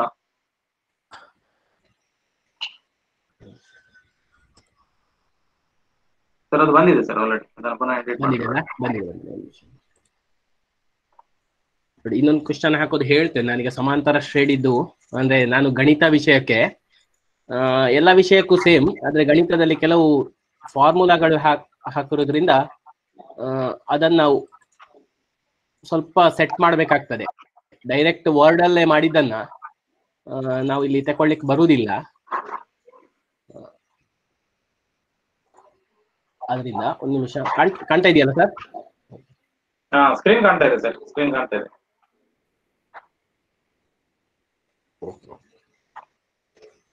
ಈಗ ಇನ್ನೊಂದು ಕ್ವಶನ್ಗೆ ಆಡ್ ಅವ್ರು ಹೇಳಿದಾಗೆ ಅದು ಮಲ್ಟಿಪಲ್ ಚಾಯ್ಸಿಗೆ ಹೋಗ್ಬೇಕು ನಾವು.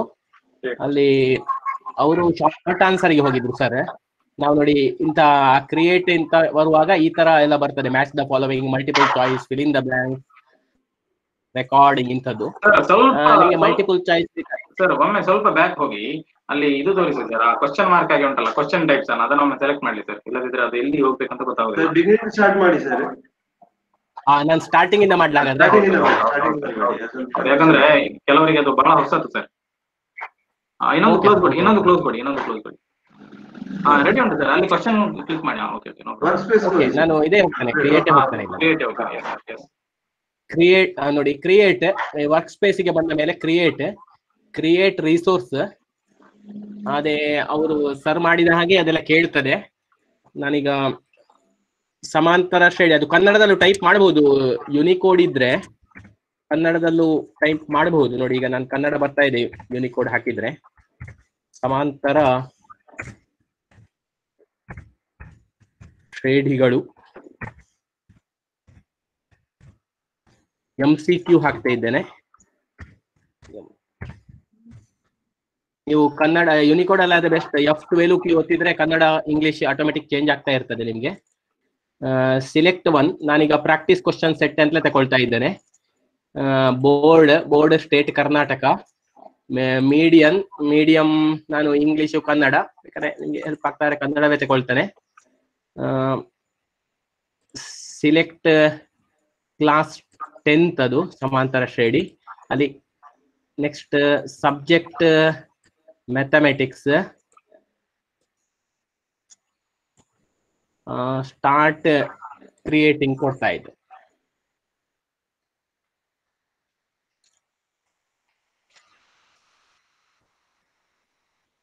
ನಾನು ಆಲ್ರೆಡಿ ಮಾಡಿದ್ರಿಂದ ಅದು ಅದೇ ತಗೊಳ್ತದ ಅಂತ. ಇನ್ನೊಂದು ಅಲ್ಲೋಗ್ಬೇಡಿ ಸ್ಮಾಲ್ ಕ್ವಶನ್ ಮಾರ್ಕ್ ಸಿಗ್ಮಾದ ಸೈಡಿಗೆ. ಅದು ಅದೇ ತಗೊಂಡದ್ರಿಂದ ಅದೇ ತಗೊಳ್ತದೆ, ಡ್ರಾಫ್ಟ್ ಅಲ್ಲಿ ಇದೆಯಲ್ಲ. ಹಾಗಲ್ಲ ಸರ್, ನೀವು ಹೊಸದಾಗಿ ಕ್ರಿಯೇಟ್ ಮಾಡೋಕ್ಕಾಗತ್ತೆ. ಸಿಗ್ಮಾ ಸಿಂಬಲ್ ನ ಪಕ್ಕದಲ್ಲಿ ಕ್ವಶನ್ ಮಾರ್ಕ್ ಇದೆ. ಕ್ರಿಯೇಟ್ ಅಲ್ಲಿ ಸಿಗ್ಮಾ ಸಿಂಬಲ್ ಇದೆಯಲ್ಲ ಸರ್, ಅದ್ರ ಪಕ್ಕದಲ್ಲಿ ಕ್ವಶನ್ ಮಾರ್ಕ್ ಇದೆ. ಇದಾರೆ ಬೇರೆ ಚಾಪ್ಟರ್ ತಗೊಳ್ಳುವ ಇಲ್ಲಾದ್ರೆ ಅಲ್ವಾ? ಇಲ್ಲ ಸರ್, ನೀವು ಪುನಃ ಕ್ರಿಯೇಟ್ ಮಾಡ್ಬೋದು, ಡ್ರಾಫ್ಟ್ ಅಲ್ಲಿ ಇರೋದ್ರಿಂದ ಕ್ರಿಯೇಟ್ ಮಾಡ್ಬೋದು. ಅದು ನೀವು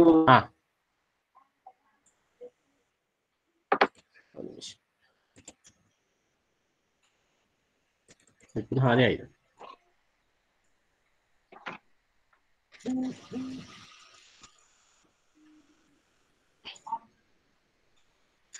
beside sigma symbol. Sigma Singh ಅದೇ ಆಡ್ ಮೋರ್ ಅದೇ ನೋಡ, ಹೀಗೆ ಹೋಗ್ತದೆ.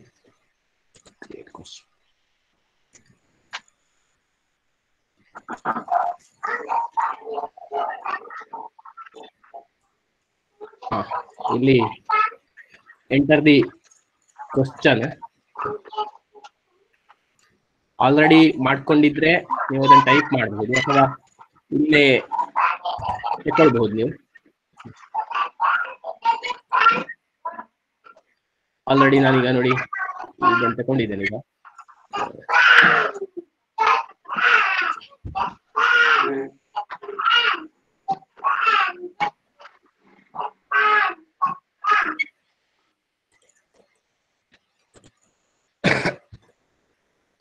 ಅದು ಇನ್ನೊಂದು ಇದು ತಗೊಳ್ತದೆ ಪೇಸ್ಟ್. ಸಮಾಂತರ ಶ್ರೇಣಿಯ n-ನೇ ಪದ, ಅದಕ್ಕೆ ನಾವು ಆನ್ಸರ್ ಕೊಡ್ಬೇಕು. n-ನೇ ಪದ ಅದು ಈಗ an ಈಕ್ವಲ್ ಟು ಅಂತ, an ಅದು ಸಫಿಕ್ಸ್ ಅಂತ ತಗೊಳ್ಳೋದಿಲ್ಲ. ಆಗ ನೀವು ಇಲ್ಲಿ ಫಾರ್ಮಲ್ ಇಲ್ಲಿ FX ಕಾಣ್ತದಲ್ಲ, FX ಗೆ ಹೋಗಿ ಅಲ್ಲಿ ಬೇರೆ ಬೇರೆ ಲೈಬ್ರರಿ ಸಿಂಬಲ್ಸ್ ಈಕ್ವೇಶನ್ ಎಲ್ಲ ಸಿಗ್ತದೆ. ಈಕ್ವೇಶನ್ ಗೆ ಹೋದ್ರೆ ನಿಮ್ಗೆ ಅದು ಸಫಿಕ್ಸ್ ನೋಡಿ, ಇದೀಗ xn ಈ ತರ ಬರೆಯೋದು, ಇದು x², ಸಫಿಕ್ಸ್ ಬರೆಯೋದು ಇದು ಅಥವಾ ಈ ಸಿಂಬಲ್ ತಗೋಬಹುದು. ನೋಡಿ ಅಲ್ಲಿ ಬರುತ್ತೆ. ಇಲ್ಲಿ ನೀವು ನಿಮ್ಗೆ ಬೇಕಾದ ಹಾಗೆ, ಈಗ ಒಂದು ನಿಮಿಷ, an ಬೇಕು ನಮ್ಗೆ.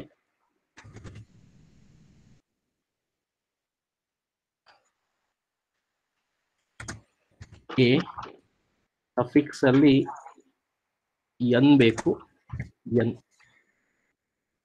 ಬರುತ್ತೆ, N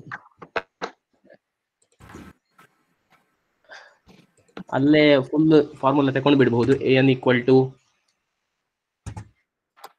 A plus n minus 1 into d, ಇದು ಫಾರ್ಮುಲಾ ಆನ್ಸರ್. ಹಾಗೆ ಇನ್ನೊಂದು ಆನ್ಸರ್, ಎಂಟರ್ ಆನ್ಸರ್, ಅಲ್ಲಿ ಕೂಡ ಹಾಗೆ ಫಾರ್ಮುಲಾಕ್ಕೆ ಹೋಗಿ ಈಕ್ವೇಶನ್, ಅಥವಾ ನೀವು ಟೈಪ್ ಮಾಡಿದ್ದಿದ್ರೆ ಬೇರೆ ಕ್ವಶನ್ಗಳೆಲ್ಲ ಅದು ತಗೊಳ್ತದೆ. ಆದ್ರೆ ಇದು ಇಂಥದ್ದು ಸಫಿಕ್ಸ್ ಪ್ರಿಫಿಕ್ಸ್ ಎಲ್ಲ ಇದ್ದದ್ದು ತಗೊಳ್ಳೋದಿಲ್ಲ. ಅದರಿಂದ ನೀವು ಅದನ್ನ ಸ್ವಲ್ಪ ಸರಿ ಮಾಡಬೇಕಾಗ್ತದೆ. ಇದು ಮ್ಯಾಥ್ಸಿಗೆ ಆಗುವಾಗ ಸ್ವಲ್ಪ ಸಮಸ್ಯೆ ಅನಿಸ್ತದೆ,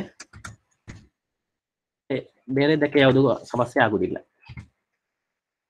N equal to a minus n minus 1 into d. Answer. Next ಇನ್ನೊಂದು ಆನ್ಸರ್ ಆಡ್ ಮಾಡಬೇಕು ನಾವು, 4 ಆನ್ಸರ್ ಮಾಡಬೇಕಾದ್ರೆ. ಇದೇ ಕಾಪಿ ಆಗ್ತದೆ ನೋಡ್ತಾನೆ, ಕಾಪಿ,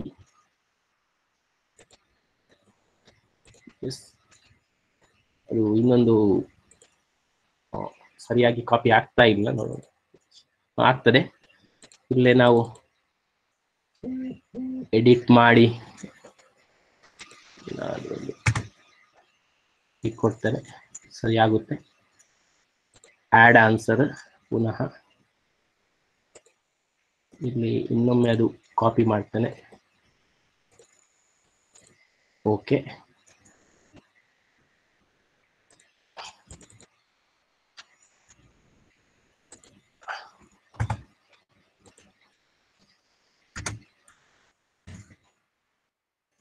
ಆಡ್ ಕೊಡ್ತೇನೆ.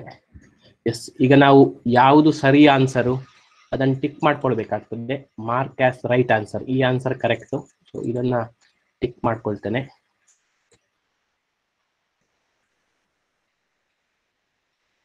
ಟಿಕ್ ಮಾಡ್ಕೊಂಡ ಮೇಲೆ 4 ಆನ್ಸರ್ ಆಯಿತು. ಕ್ವಶನ್ ನೋಡಿ, ಸಮಾಂತರ ಶ್ರೇಣಿಯ ಎನ್ನನೇ ಪದ, 4 ಆನ್ಸರು. ಸರಿ ಆನ್ಸರ್ಗೆ ಟಿಕ್ ಮಾಡ್ಕೊಂಡೆ. ಈಗ ಏನಾದ್ರು ಕ್ವಶನ್ ಇಲ್ಲ, ಇಮೇಜ್ ಎಲ್ಲ ಹಾಕ್ಬೇಕು, ಆನ್ಸರ್ ಅಲ್ಲಿ ಇಮೇಜ್ ಬರ್ಬೇಕಾದ್ರೆ ಇಮೇಜ್ ಎಲ್ಲ ತಗೊಳ್ಬಹುದು ನಿಮ್ಗೆ. ಅಂದ್ರೆ ಈಗ ಕೆಲವು ನಾವು ಟ್ರಯಾಂಗಲ್ಸ್ ಅಂತ ಇಮೇಜ್ ಎಲ್ಲ ಮಾಡ್ಕೊಂಡಿಟ್ರೆ ಅದನ್ನ ಇಲ್ಲಿ ಕಾಪಿ ಮಾಡಬಹುದು. ಅಥವಾ ಕ್ವಶನಿಗೂ ಏನಾದ್ರು ಇಮೇಜ್ ಬೇಕಾದ್ರೆ, ಈಗ ಒಂದು ಜಾಮೆಟ್ರಿ ಪಾಠದ್ದೆಲ್ಲ ಅಂತ ಆದ್ರೆ ಇಲ್ಲಿ ನೋಡಿ ಆಡ್ ಇಮೇಜ್ ತಗೊಳ್ಳಿಕ್ಕೆ ಆಗ್ತದೆ. ಇಲ್ಲಿ ಇದು ಆಡ್ ಇಮೇಜ್, ಅದು ಕ್ವಶನ್ಗೆ ಬರ್ತದೆ ಆಡ್ ಇಮೇಜ್, ಕೆಳಗಿದ್ದು ಆನ್ಸರ್ಗೆ ಬರ್ತದೆ ಆಡ್ ಇಮೇಜ್, ಬೇಕಾದ್ರೆ ಮಾಡ್ಕೊಳ್ಬಹುದು.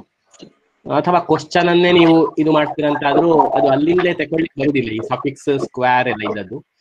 ಅಥವಾ ಅದನ್ನು ಇಮೇಜ್ ರೀತಿಯಲ್ಲಿ ಮಾಡಿ ನೀವು ಮಾಡ್ಲಿಕ್ಕೆ ಆಗ್ತದೆ, ಆ ತರನು ಮಾಡಬಹುದು. ಅಥವಾ ಫಾರ್ಮುಲಾಸ್ ಹೋಗ್ಬೇಕಾಗ್ತದೆ. ಆದ್ಮೇಲೆ ನೆಕ್ಸ್ಟ್ ಅಂತ ಕ್ಲಿಕ್ ಮಾಡಿ. ನೆಕ್ಸ್ಟ್ ಕ್ಲಿಕ್ ಮಾಡುವಾಗ ನೋಡಿ, ಇಲ್ಲಿ 75%, 100% ಆಗಿದೆ. ನನ್ನ ಕ್ವಶನ್ ನೋಡಿ ಇಲ್ಲಿ ಬರುತ್ತೆ. ಬರದಿದ್ರೆ ರಿಫ್ರೆಶ್ ಅಂತ ಕೊಡ್ಬೇಕಾಗ್ತದೆ. ರಿಫ್ರೆಶ್ ಕೊಡುವಾಗ ಕ್ವಶನ್ ಬರ್ತದೆ. ನಾನು ಬೇಕಾದ್ರೆ ಪ್ರಿವ್ಯೂ ಇಲ್ಲಿ ಮಾಡ್ಬೋದು. ಇದು ಪ್ರಿವ್ಯೂ. ಈಗ ನೋಡಿ, ಸಮಾಂತರ ಶ್ರೇಣಿಯ ಎನ್ನನೇ ಪದ, ನನ್ನ ಆನ್ಸರ್ ಇದು. ನಾನು ಸುಮ್ಮನೆ ರಾಂಗ್ ಆನ್ಸರ್ಗೆ ಕೊಡ್ತೇನೆ ನೋಡಿ. ಈಗ ರಾಂಗ್ ಆನ್ಸರ್ಗೆ ಕೊಟ್ರೆ ನೋಡಿ ಟ್ರೈ ಅಗೈನ್ ಬರ್ತದೆ. ರೈಟ್ ಆನ್ಸರ್ಗೆ ಕೊಡ್ತೇನೆ ಪುನಃ, ಆಗ ನೋಡಿ ಈ ತರ ಬರ್ತದೆ. ನಮ್ಮ ಕ್ವಶನ್ ಕರೆಕ್ಟ್ ಆಗ್ತಿದೆ ಅಂತ ಅರ್ಥ. ನೆಕ್ಸ್ಟ್ ಕ್ವಶನ್ಗೆ ಹೋಗ್ಬಹುದು. ಅದು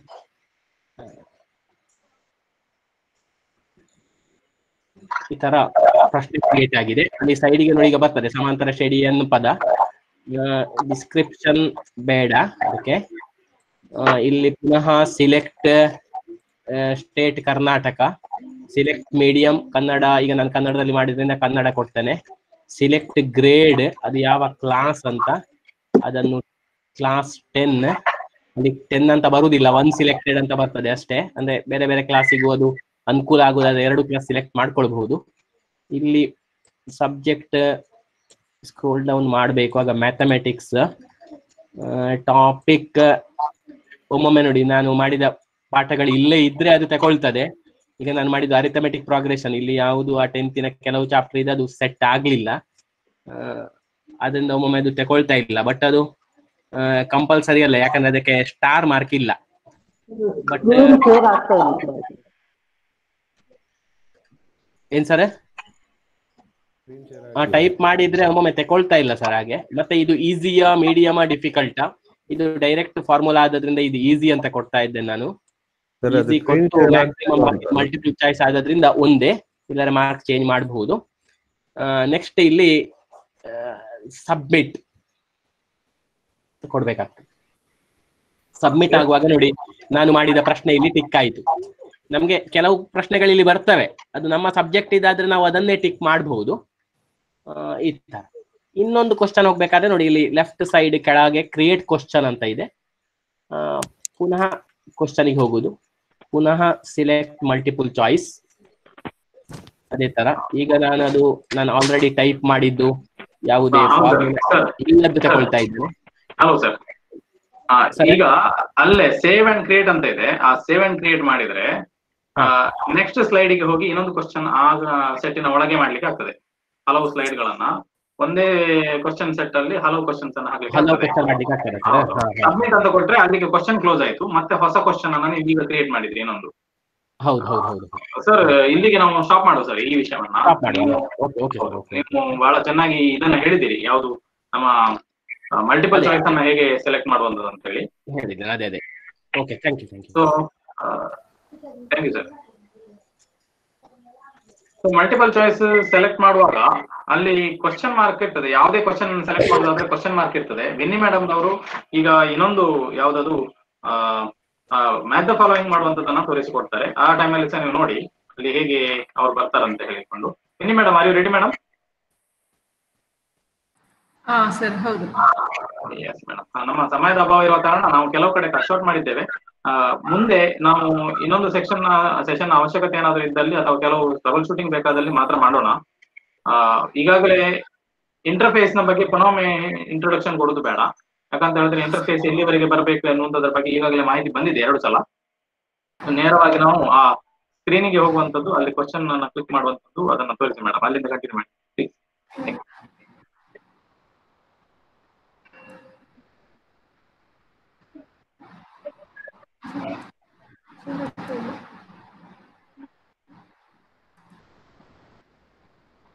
ವಿನಿ ಮೇಡಮ್, ಆರ್ ಯು ರೆಡಿ?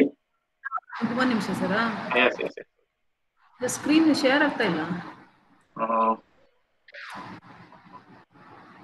ಅಲ್ಲಿ ಪ್ರೆಸೆಂಟ್ ನಾವು ಕ್ಲಿಕ್ ಮಾಡಿ ಮೇಡಮ್. ಮಾಡಿದೆ. ಅಲ್ಲಿ ಎಂಟೈರ್ ಸ್ಕ್ರೀನ್ ಅಂತ ಕೊಡಿ.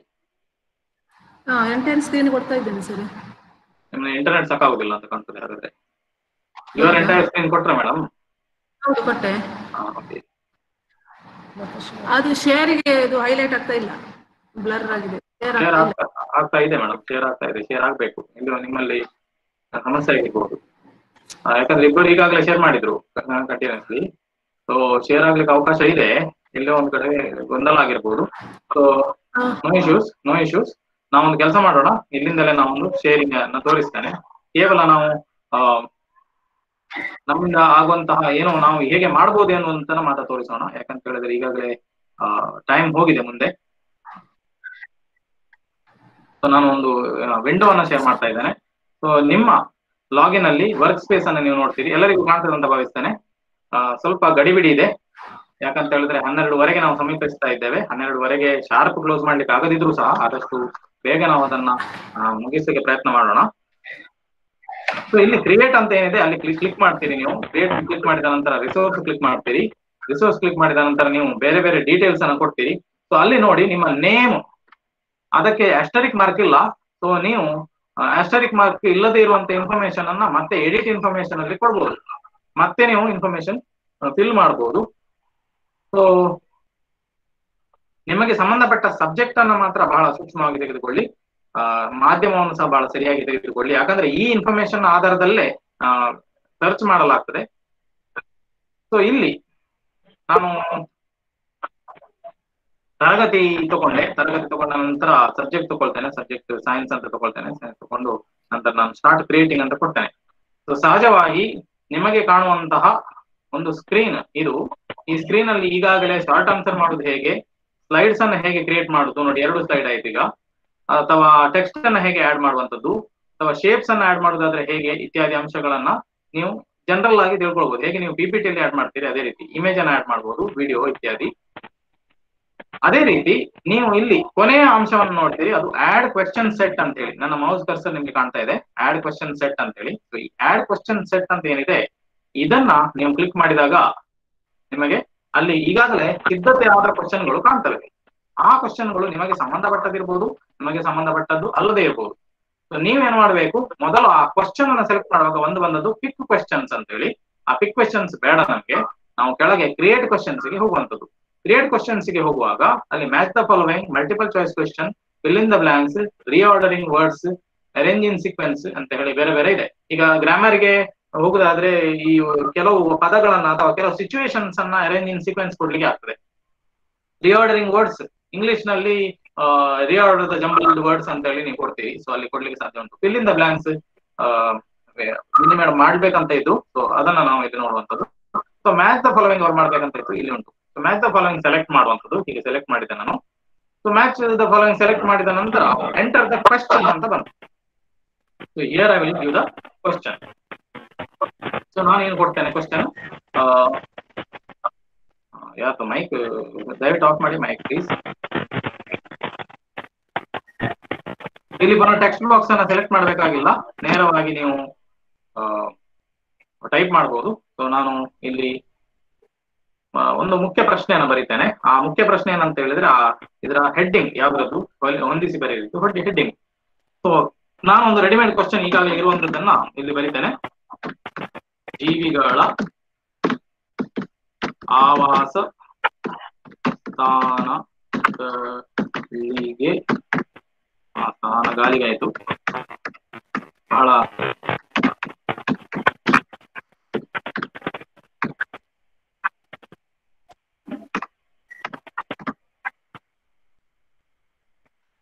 ಸ್ವಲ್ಪ ಪ್ರಶ್ನೆ ರಿಅರೇಂಜ್ ಮಾಡೋಣ. ಆವಾಸ ಸ್ಥಾನಗಳಿಗೆ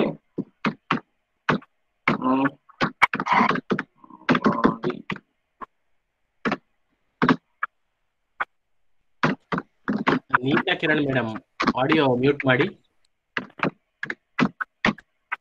ಆವಾಸ ಸ್ಥಾನಗಳಿಗೆ ಅನುಗುಣವಾಗಿ ಹೊಂದಿಸಿ ಬರೆಯಿರಿ ಅಂತೇಳಿ ನಾನು ಹೆಡ್ಡಿಂಗ್ ಕೊಟ್ಟೆ. ನಂತರ ನಾನು ಬಹಳ ಸರಳ ಪ್ರಶ್ನೆಗಳನ್ನು ಕೊಡಬಹುದು.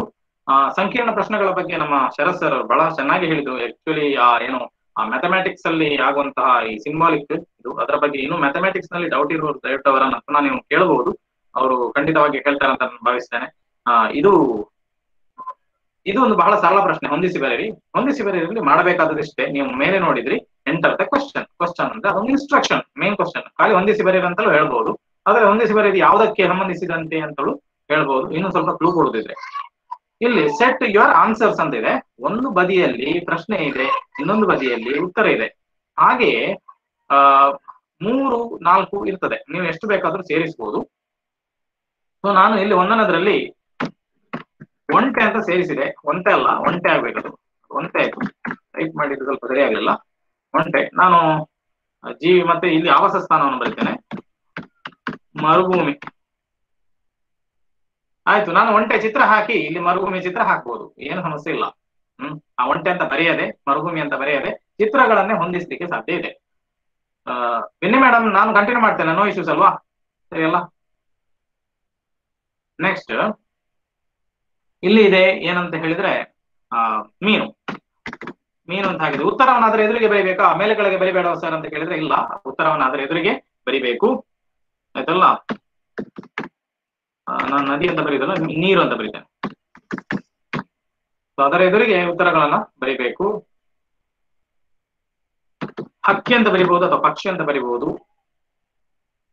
ಮರ ಅಂತ ಬರೀತೇನೆ, ಮರದ ಕೊಟ್ಟರೆ ಅಂತ ಬರಿಬಹುದು, ಅಥವಾ ಬೇರೆ ಬೇರೆ ರೀತಿಯಲ್ಲಿ ಬರ್ಲಿಕ್ಕೆ ಸಾಧ್ಯ ಉಂಟು. ಸೊ ಇಲ್ಲಿ ಈಗ ಎಷ್ಟಾಯ್ತು, 1, 2, 3 ಆಯ್ತು.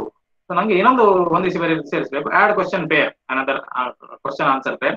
ಸೊ ಇಲ್ಲಿ ನಾನು ಬರೀತೇನೆ ಹಕ್ಕಿ ಆಗ್ಬೇಕಾದ್ರೆ ಹಕ್ಕ ಆಗಿದೆ. ಇಂತಹ ತಪ್ಪುಗಳು ಆಗ್ತವೆ, ಟೈಪ್ ಮಾಡುವಾಗ ಯೂನಿಕೋಡ್ ನಲ್ಲಿ ಸಹ ಆದ್ರೆ ಸರಿ. ಸೊ ಇಲ್ಲಿ ಪೆಂಗ್ವಿನ್ ಅಂತ ಬರೀತೇನೆ.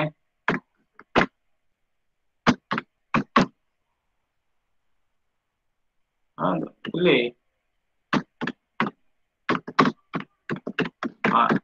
ಸರಿ, ಈಗ ನಾವು ಪ್ರಶ್ನೆಯನ್ನ ಬರೆಯುವಾಗ ಅದರ ಔಚಿತ್ಯತೆಯನ್ನ ಎಲ್ಲ ಬೇಕಾದಷ್ಟು ಅಂಶಗಳನ್ನ ನಾವು ಈಗಾಗಲೇ ಅದರ ಬಗ್ಗೆ ಮಾತನಾಡಿದ್ದೇವೆ, ಪರಿಗಣಿಸಿದ್ದೇವೆ.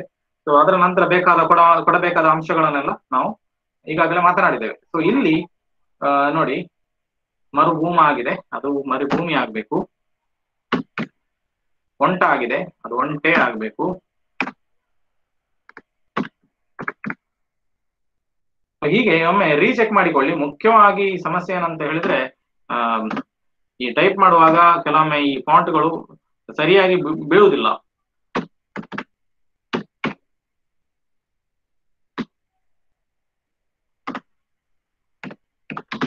ಒಂದ್ ವೇಳೆ ಹಾಗೆ ಆದ್ರೆ ಒಂದು ಸ್ಪೇಸ್ ಕೊಡಿ, ನಂತರ ನೆಕ್ಸ್ಟ್, ಇಲ್ಲಿ ನೆಕ್ಸ್ಟ್ ಅಂತ ಇದೆ, ಸೊ ಅಲ್ಲಿ ನೆಕ್ಸ್ಟ್ ಅಂತ ಕೊಡಿ.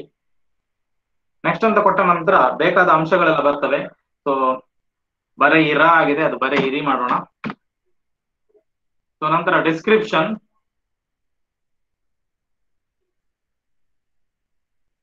ನಾನು ಡಿಸ್ಕ್ರಿಪ್ಷನ್ ಅನ್ನು ಅದನ್ನೇ ಕೊಡ್ತೇನೆ ಫಾರ್ ದ ಟೈಮ್ ಬಿಂಗ್.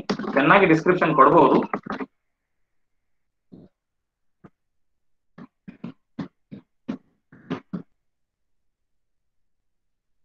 ನಂತರ ಕೆಳಗೆ ಬರೀಬಹುದು, ಮೌಸ್ ಅನ್ನ ಕ್ಲಿಕ್ ಮಾಡಿ ಡ್ರ್ಯಾಗ್ ಮಾಡಿ ಅಂತ ಹೇಳಿ ಇನ್ಫಾರ್ಮೇಶನ್ ಕೊಡ್ಬೋದು. ನಂತರ select board syllabus Karnataka, medium it is purely Kannada. ನಂತರ ಇದು 6ನೇ ತರಗತಿಯ ವಿಷಯ. ನಂತರ ಸಬ್ಜೆಕ್ಟ್ ವಿಜ್ಞಾನ, ಇದು ಜೀವಶಾಸ್ತ್ರ ಅಂತಲೇ ನಾವು ಸೆಲೆಕ್ಟ್ ಮಾಡುವಂತಿಲ್ಲ, ಜೀವಶಾಸ್ತ್ರಕ್ಕೆ ಸಂಬಂಧಪಟ್ಟದಾದ್ರೂ ಸಹ. ಇಲ್ಲಿ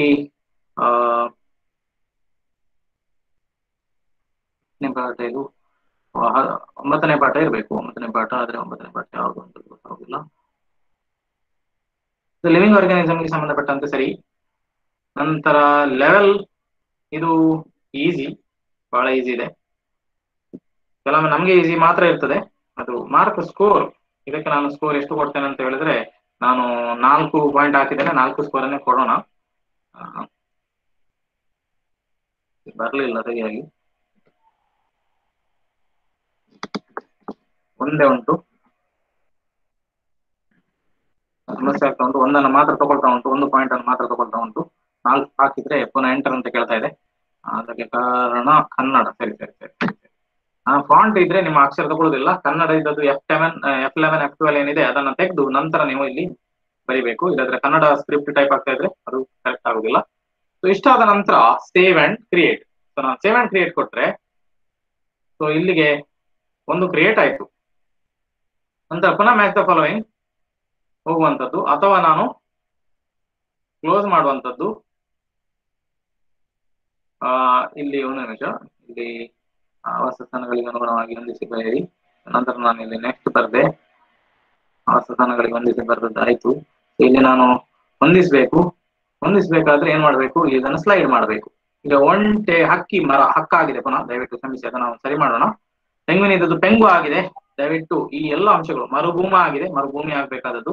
ಟೈಪಿಂಗ್ ಎರರ್, ನಾನು ಕ್ಲೀನ್ ಆಗಿ ಟೈಪ್ ಮಾಡಿದ್ದೆ ನಿಮ್ಮ ಎದುರಿಗೆ, ಆದ್ರೆ ಇಲ್ಲಿ ಬರುವಾಗ ಒಂದಿಷ್ಟು ಫಾಂಟ್ ಅಲ್ಲಿ ವೇರಿಯೇಷನ್ ನಮ್ಗೆ ಕಾಣ್ತಾ ಇದೆ. 2ನೇ ಸಲ ಕರೆಕ್ಟ್ ಮಾಡಿ ಟೈಪ್ ಮಾಡಿದ್ದೆ, ಪುನಃ ವೇರಿಯೇಷನ್ ಕಾಣ್ತಾ ಇದೆ. ಸೊ ಇಂಥದ್ದು ಆಗ್ಲಿಕ್ಕೆ ಸಾಧ್ಯ ಉಂಟು. ಸೊ ನಂತರ ಇಲ್ಲಿ ನಾವು ಆಡ್ ಮೋರ್ ಕ್ವಶನ್ಸ್ ಅಂತ ಕ್ಲಿಕ್ ಮಾಡಿ ಪುನಃ ಇನ್ನೊಂದು ಕ್ವಶನ್ ಅನ್ನ ಸೆಲೆಕ್ಟ್ ಮಾಡಬೇಕು, ಕ್ರಿಯೇಟ್ ಕ್ವಶನ್ ಅಂತ ಹೇಳಿ. ಅಲ್ಲಿ ಹೊಂದಿಸಿ ಬರೀರಿ ಅಥವಾ ಮಲ್ಟಿಪಲ್ ಚಾಯ್ಸ್ ಅಥವಾ ಇನ್ನೇನೋ ಟೈಪ್ ಕ್ವಶನ್ ಅನ್ನು ಸೆಲೆಕ್ಟ್ ಮಾಡುವಂಥದ್ದು. ಸೊ ಇದೇ ರೀತಿ ನೆಕ್ಸ್ಟ್ ಅಂತ ಕೊಡುವಂಥದ್ದು. ನಂತರ ಅದೇ ರೀತಿ ಕೊನೆಗೆ ನೀವು ಈಗಾಗಲೇ ಮಾಡಿದಂತೆ ಸಬ್ಮಿಟ್ ಅಂತ ಕೊಡುವಂಥದ್ದು. ಸಬ್ಮಿಟ್ ಅಂತ ಕೊಟ್ಟಿದ್ದಾಗ ಅದು ಡ್ರಾಫ್ಟ್ ಅಲ್ಲಿ ಇರ್ತದೆ. ಡ್ರಾಫ್ಟ್ ಅಲ್ಲಿ ಇದ್ದ ನಂತರ ನಿಮ್ಗೆ ಎಷ್ಟು ಸಲ ಬೇಕು ಅಷ್ಟು ಸಲ ಎಡಿಟ್ ಮಾಡಿಕೊಳ್ಳಿ. ಎಡಿಟ್ ಮಾಡಿಕೊಂಡು ಆದ ನಂತರ ನೋಡಿ, 1ನೇ ಸ್ಲೈಡ್ ಇಲ್ಲಿ ಉಂಟು, ನಾನು ಅದನ್ನು ಸೇವ್ ಮಾಡಲಿಲ್ಲ, ಹಾಗಾಗಿ ಅದು ಹೋಗಿದೆ. ಸೇವ್ ಅಂತ ಕೊಡಬೇಕು, ಸಬ್ಮಿಟ್ ಅಂತ ಕೊಡಬೇಕು. ಸೊ ನಂತರ ನಾನು ಕ್ಲೋಸ್ ಮಾಡುವಾಗ ಅದು ಎಲ್ಲಿ ಬರ್ತದೆ, ಅದು ನಮ್ಮ ಆಲ್ ಮೈ ಕಂಟೆಂಟ್ಸ್ ಅಲ್ಲಿ ಡ್ರಾಫ್ಟ್ ಅಲ್ಲಿ ಬರ್ತದೆ. ಸೊ ಇಲ್ಲಿ ನಾನು ಹೆಸರು ಕೊಟ್ಟಿಲ್ಲ, ಅನ್ಟೈಟಲ್ಡ್ ರಿಸೋರ್ಸ್ ಅಂತ ಕಾಣ್ತಾ ಇದೆ. ಒಂದು ವೇಳೆ ನೀವು ಕೊಟ್ಟದ್ದು ಸರಿ ಇದೆ, ಸೊ ಅದರ ಹೆಸರು ಬರ್ತದೆ. ನಂತರ ನೀವು ಕೊಟ್ಟದ್ದು ಅದು ಡ್ರಾಫ್ಟ್ ಅಲ್ಲಿ ಇರ್ಬೋದು, ಪ್ರಿವ್ಯೂ ಅಲ್ಲಿ ಇರ್ಬೋದು, ಅಥವಾ ಲೈವ್ ಇರ್ಬೋದು. ಒಂದು ಸೆಲೆಕ್ಟ್ ಆಗಿದ್ರೆ ಅದು ಲೈವ್ ಆಗಿದೆ ಅಥವಾ ಸೆಲೆಕ್ಟ್ ಆಗಿದೆ. ಸೊ ಈ ರೀತಿ ನಿಮ್ಗೆ ಕಾಣ್ತದೆ. ಸೊ ನಾವು ಈಗಾಗಲೇ ಕೇವಲ ಕಂಟೆಂಟ್ ಕ್ರಿಯೇಟ್ ಮಾಡುವ ಬಗ್ಗೆ ತಿಳ್ಕೊಳ್ತಾ ಇದ್ದೆವು. ಇನ್ನೂ ಸಹ ಕಂಟೆಂಟ್ ಕ್ರಿಯೇಟ್ ಮಾಡುವ ವಿಧಾನಗಳು ಇವೆ. ಸೊ ನಮ್ಮಲ್ಲಿ ವಿಲಿಯಂ ಕೊಲಸೋ ಸರ್ ಮತ್ತೆ ಅವರಿಗೆ ಬಹಳ ಕಾರ್ಯನಿಮಿತ್ತವಾಗಿ ಸೇರಿಕೊಳ್ಳಿಕ್ಕೆ ಆಗಲಿಲ್ಲ ಎನ್ನುವ ಕಾರಣದಿಂದಾಗಿ ಅವರು ಇಲ್ಲ. ಸೊ ನಾವು ಅಪ್ಲೋಡಿಂಗ್ ಕಂಟೆಂಟ್ ನ ವಿಷಯದಲ್ಲಿ ಒಂದಿಷ್ಟು ಮಾತನಾಡ್ತೇವೆ. ಈಗ 12:20 ಆಯ್ತು. ವಿನಿ ಮೇಡಮ್, ನಿಮ್ಮದು ಪ್ರಾಬ್ಲಮ್ ಸಾಲ್ವ್ ಆಗಿದ್ರೆ if you can continue with fill in the blanks.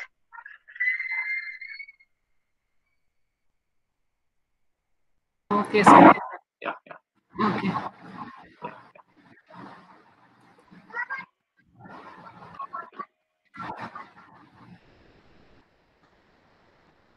ನಮ್ಮದು 90ರ ಮೇಲಿದ್ದ ಸಂಖ್ಯೆ ಬಹಳ ಬೋರಿಂಗ್ ಕ್ಲಾಸ್ ಅಂತ ಕಾಣ್ತದೆ ನಮ್ಮದು. ಸಿಕ್ಕಾಪಟ್ಟೆ ತಲೆ ಹಾಗಾಗಿ ಎಸ್ ಮೇಡಮ್ ಅದೇ ಪ್ರಾಬ್ಲಮ್ ಶೇರ್ ಇದು ಪ್ರಾಬ್ಲಮ್ ಆಗ್ತಾ ಉಂಟು. ಸ್ಕ್ರೀನ್ ಶೇರ್ ಆಗ್ತಾ ಇಲ್ಲಲ್ಲ. ಸರಿ. ಸೊ ಸರಿ, ಈಗಾಗಲೇ ನಮ್ಮದು ಟೆಕ್ನಿಕಲ್ ಇಶ್ಯೂಸ್ ಬೇಕಾದಷ್ಟು ನಮ್ಗೆ ಈಗಾಗಲೇ ಕಂಡು ಬಂದಿದೆ. ಮುಂದೆ ನಾವು ಯೋಚಿಸ್ತೇವೆ, ನಾವು ಇನ್ನೂ ಸ್ವಲ್ಪ ಒಂದು ಸೊಫಿಸ್ಟಿಕೇಟೆಡ್ ಲೊಕೇಶನ್ಗೆ ಬಂದು ಸರಿಯಾಗಿ ಎಲ್ಲವನ್ನ ಇನ್ನೊಮ್ಮೆ ರೀಸೆಟ್ ಮಾಡಿಕೊಂಡು ಮಾಡುವಂತಹ ಸಮಯ ಈ ತರಬೇತಿಗೆ ಇಲ್ಲ. 30ರ ತಾರೀಕಿನ ಒಳಗೆ ಆಗಬೇಕಾದ ಕೆಲಸಗಳು ಆಗಬೇಕಾಗಿವೆ. ಈಗಾಗಲೇ ಯಾರೆಲ್ಲ ನೀವು ಇದ್ದೀರಿ, ಇದು ನಿಮ್ಮ ಜವಾಬ್ದಾರಿ. ನಿಮಗೆ ವಹಿಸಿದ ಕೆಲಸ ಏನಿದೆ, ನಿಮ್ಮ ಬ್ಲಾಕಿನಲ್ಲಿ ನಿಮಗೆ ವಹಿಸಿದ ಟಾಪಿಕ್ ಏನು ಸಬ್ಜೆಕ್ಟ್ ಇದೆ ಅದನ್ನ ಯಶಸ್ವಿಯಾಗಿ 30 ತಾರೀಕಿನ ಒಳಗೆ ಅಪ್ಲೋಡ್ ಮಾಡುವಂತದ್ದು. ನಂತರ ನಿಮ್ಮಲ್ಲಿದ್ದ ಅತ್ಯುತ್ತಮವಾದ ಕಂಟೆಂಟ್ಗಳನ್ನ ನಿಮ್ಮಲ್ಲಿ ಇರುವಂತಹ ನಮ್ಮ ಯಾರೋ CRPಗಳು ECUಗಳು ಯಾರಿದ್ದಾರೆ ಅವರು ನಿಮ್ಮಲ್ಲಿ ಮಾಹಿತಿಯನ್ನು ಕೇಳ್ತಾರೆ. ಅವರಲ್ಲಿ ನಿಮ್ಮ ಉತ್ತಮವಾದ ಕಂಟೆಂಟ್, ಅದು ವಿಡಿಯೋ ಕಂಟೆಂಟ್ ಇರ್ಬೋದು, ನೀವು ಮಾಡಿದ್ದು ರೆಕಾರ್ಡ್ ಮಾಡಿದಿರ್ಬೋದು, ದಯವಿಟ್ಟು ಅದನ್ನು ಅವರಿಗೆ ಪೆನ್ ಡ್ರೈವ್ ಅಲ್ಲಿ ಹಾಕಿಕೊಡಿ. ಅವರು DVD ಮಾಡಿಕೊಂಡು ನಮ್ಮ ಡಯಟ್ಗೆ ತರ್ತಾರೆ.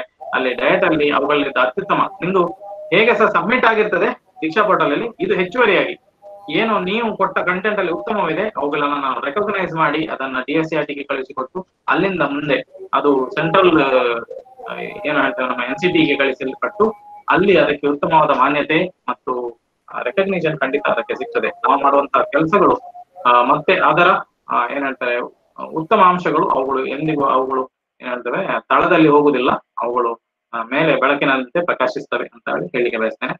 ಸೊ ನಾನು ಇನ್ನು ಒಂದಿಷ್ಟು ಸಣ್ಣ ವಿಷಯಗಳನ್ನು ಹೇಳಲು ಬಯಸ್ತೇನೆ. ಯಾಕಂತ ಹೇಳಿದ್ರೆ ಅಪ್ಲೋಡ್ ಮಾಡೋದು ಹೇಗೆ ಅಂತ ಹೇಳಿ ನಾವು ಹೋಗದಿದ್ರೆ ಅಲ್ಲಿಗೆ ಕೆಲಸ ಅರ್ಧ ಉಳಿತದೆ. ಸೊ ಅಪ್ಲೋಡ್ ಕಂಟೆಂಟ್ಗೆ ಬಂದೆ. ನಾನು ಅಪ್ಲೋಡ್ ಕಂಟೆಂಟ್ ನಿಮ್ಗೆ ಕಾಣ್ತದೆ, ಮೈ ವರ್ಕ್ ಸ್ಪೇಸ್ ಅಲ್ಲಿ ನಾನು ಇದ್ದೇನೆ. ಒಂದು ನಿಮಿಷ ಆ ಸ್ಕ್ರೀನ್ ಅನ್ನ ಶೇರ್ ಮಾಡಬೇಕು. ಟ್ಯಾಬ್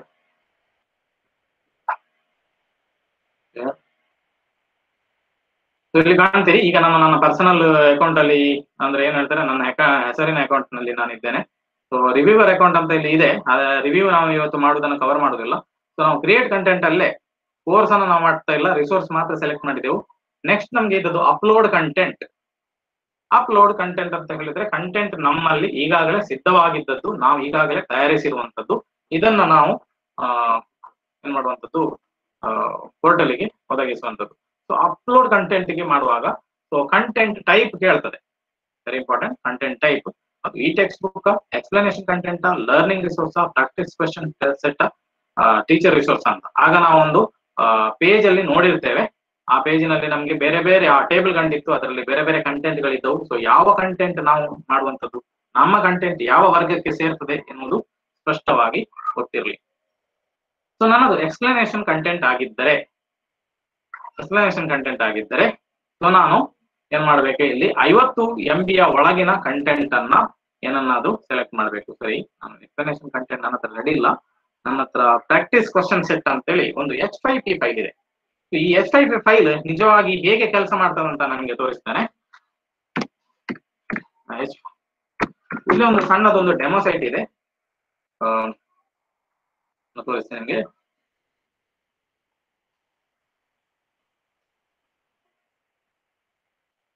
ಸರಿ, ಆಗ ನಾನು ಹೇಳಿದೆ ಹೊಂದಿಸಿ ಬರೀರಿ ಅಂತೇಳಿ. ಹೊಂದಿಸಿ ಬರೀರಿ ನನ್ನ ಪ್ಲಾನ್ ಅಲ್ಲಿ ಇರಲಿಲ್ಲ, ನಮ್ದು H5P ಪ್ಲಾನ್ ಅಲ್ಲಿ ಇತ್ತು. ಸೊ ನಾನು H5P ಅನ್ನ ಮಾಡಿದ್ದೇನೆ ಅದಕ್ಕೆ ತಕ್ಕಂತೆ. ಸೊ ಈ ಟ್ಯಾಬ್ ಅಲ್ಲಿ ನೋಡಿ, ಈ ಟ್ಯಾಬಿನಲ್ಲಿ ಒಂದು ಹ್ಯಾಬಿಟ್ಯಾಟ್ ಮ್ಯಾಚ್ ಅಂತ ಹೇಳಿ ನಾನು H5P ಮಾಡಿದ್ದೇನೆ. ಈ H5P ಕಂಟೆಂಟ್ ಏನು ತೋರಿಸ್ತದೆ ಅಂತ ಹೇಳಿದ್ರೆ ಸರಿಯಾದ ಉತ್ತರವನ್ನ ಹೇಳ್ಬೇಕು, ಸೂಕ್ತವಾಗಿ ಹೊಂದುವಂತೆ ಬಲಭಾಗದಲ್ಲಿರುವ ಚಿತ್ರಕ್ಕೆ ಎಡಭಾಗದಿಂದ ಚಿತ್ರವನ್ನು ತಂದು ಸೇರಿಸಿ. ಈಗ ಬಲಭಾಗದಲ್ಲಿರುವ ಚಿತ್ರ ಇಲ್ಲಿದೆ, ಬಲಭಾಗದಲ್ಲಿ ಎಡಭಾಗದಲ್ಲಿರುವ ಚಿತ್ರವನ್ನ ಬಲಭಾಗದಲ್ಲಿರುವ ಚಿತ್ರಕ್ಕೆ ಸೇರ್ಬೇಕು. ಯಾವುದು ಯಾವುದಕ್ಕೆ ಸೇರ್ತದೆ ಅದು ಸೂಕ್ತವಾದದ್ದಕ್ಕೆ ಸೇರಿಸಬೇಕು.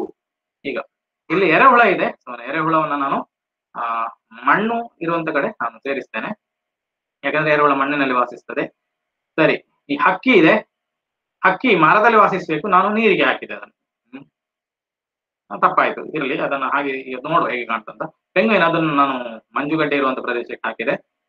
ಸೊ ಮೀನನ್ನ ನಾನು ಹೋಗಿ ಮರಗುಳ್ಳು ಗಾಡಿನಲ್ಲಿ ಹಾಕಿಬಿಟ್ಟೆ, ಹೋಯ್ತು. ಒಂಟೆಯನ್ನ ಮರ ಹತ್ತಿಸಿದೆ. ಈಗ ಏನಾಗ್ತದೆ, ಉತ್ತರ ಸರಿ ಉಂಟಾ ಅಂತ ಕ್ಲಿಕ್ ಮಾಡಿ ಪರಿಶೀಲಿಸುವಾಗಿ ತೋರಿಸ್ತದೆ. ನೋಡಿ ಇಲ್ಲಿ ಯಾವುದು ಪೆಂಗ್ವಿನ್ ಮತ್ತೆ ಮಂಜುಗಡ್ಡೆಗೆ ಸರಿ ಉಂಟು, ಎರೆಹುಳ ಮತ್ತೆ ಮಣ್ಣಿಗೆ ಸರಿ ಇದೆ, ಮತ್ತೆ ಉಳಿದದ್ದು ಹೊಂದಾಣಿಕೆ ಆಗ್ತಾ ಇಲ್ಲ. ಸೊ ಸೊಲ್ಯೂಷನ್, ಉತ್ತರವನ್ನು ತೋರಿಸು. ಉತ್ತರವನ್ನು ತೋರಿಸುವಾಗ ಅದು ಹೇಳ್ತದೆ ನೋಡಿ, ಮೀನಿಗೆ ನೀರು, ಪೆಂಗ್ವಿನಿಗೆ ಮಂಜುಗಡ್ಡೆ. ನಂತರ ಹೀಗೆ ಈ H5P ಅನ್ನ ನೀವು ಕ್ರಿಯೇಟ್ ಮಾಡಿದ ನಂತರ, ಅಥವಾ ನೀವು H5P ಅನ್ನ ಕ್ರಿಯೇಟ್ ಮಾಡ್ಲಿಕ್ಕೆ ನೀವು ತರಬೇತಿಯನ್ನು ಪಡೆದಿದ್ರೆ, ಅಥವಾ ನಿಮ್ಮ ಹತ್ರ ಒಂದು ಚಿತ್ರ ಇದೆ ಅಥವಾ ಒಂದು PDF ಇದೆ, ಯಾವುದೇ ಇರ್ಲಿ. ಈಗ ನಾನು ಇದನ್ನ ನಿಮ್ಗೆ H5P ಅನ್ನು ಒಟ್ಟಿಗೆ ತೋರಿಸ್ತಾ ಇರೋದ್ರ ಉದ್ದೇಶ ಇಷ್ಟೇ. H5P ಅನ್ನು ಸಹ ಸೇವ್ ಮಾಡ್ತೇನೆ ನಾನು, download as an H5P file ಅಂತ ಕೊಟ್ಟೆ. ಹೇಗೆ ಕೊಡ್ಬೇಕು, ನಿಮ್ಮ ಯಾವುದೋ ಒಂದು ವೆಬ್ಸೈಟ್, ಉದಾಹರಣೆಗೆ h5p.org ನಲ್ಲಿ ಓಪನ್ ಆಗಿ ಶೇರ್ ಮಾಡಿರುವಂತ ಕಂಟೆಂಟ್ ಇದೆ, ನಿಮ್ಗೆ ಯಾವುದೋ ನಿಮ್ಮ ಸಬ್ಜೆಕ್ಟ್ ಗೆ ಸೂಕ್ತ ಅಂತ ಅನಿಸ್ತದೆ, ಅದು ನಿಮ್ಗೆ ಅದಕ್ಕೆ ಕಾಪಿರೈಟ್ ರಿಸ್ಟ್ರಿಕ್ಷನ್ ಇಲ್ಲ, ನೀವು ರೀಯೂಸ್ ಗೆ ಹೋಗಿ. ಆ H5P ಮೇಲೆ ರೀಯೂಸ್ ಅಂತ ಒಂದು ಆಪ್ಷನ್ ಇದೆ ಸಣ್ಣದು, ಅದನ್ನ ಕ್ಲಿಕ್ ಮಾಡಿ, ಅಲ್ಲಿ ಅದ್ರ ಮೇಲೆ ಆಪ್ಷನ್ ತೋರಿಸ್ತದೆ download as H5P file .hpip file. Click ಮಾಡಿದ್ದೇನೆ, ಸೊ ಅದೀಗ ಡೌನ್ಲೋಡ್ ಆಯ್ತು. ಸೊ ಡೌನ್ಲೋಡ್ ಆದದನ್ನ ನಾನು ಡೆಸ್ಕ್ಟಾಪ್ ನಲ್ಲಿ ಸೇವ್ ಮಾಡಿ ಇಟ್ಕೊಂಡಿದ್ದೇನೆ. ಸೊ ನಾನು ಮರಳಿ ಈಗ ಏನ್ ಮಾಡ್ತೇನೆ, ದೀಕ್ಷಾ ಪೋರ್ಟಲ್ಗೆ ಬರ್ತೇನೆ. ದೀಕ್ಷಾ ಪೋರ್ಟಲ್ ನಲ್ಲಿ ಬಂದು ನಾನು ಅಪ್ಲೋಡ್ ಕಂಟೆಂಟ್ ಗೆ ಇಲ್ಲಿ ಬಂದಿದ್ದೆ, ಪ್ರಾಕ್ಟೀಸ್ ಕ್ವೆಶ್ಚನ್ ಸೆಟ್ ಗೆ ನಾನು ಅದನ್ನ ತಗೊಳ್ತೇನೆ. ಬ್ರೌಸ್ ಅಂತ ಬರ್ತೇನೆ, ಬ್ರೌಸ್ ಅಂತ ಹೋಗಿ ನಾನು ಡೆಸ್ಕ್ಟಾಪ್ ಗೆ ಹೋಗ್ತೇನೆ. ಡೆಸ್ಕ್ಟಾಪ್ ನಲ್ಲಿ H5P ಫೈಲ್ ಇದೆ, ಅದನ್ನ ನಾನು ತಗೊಳ್ಬೇಕು.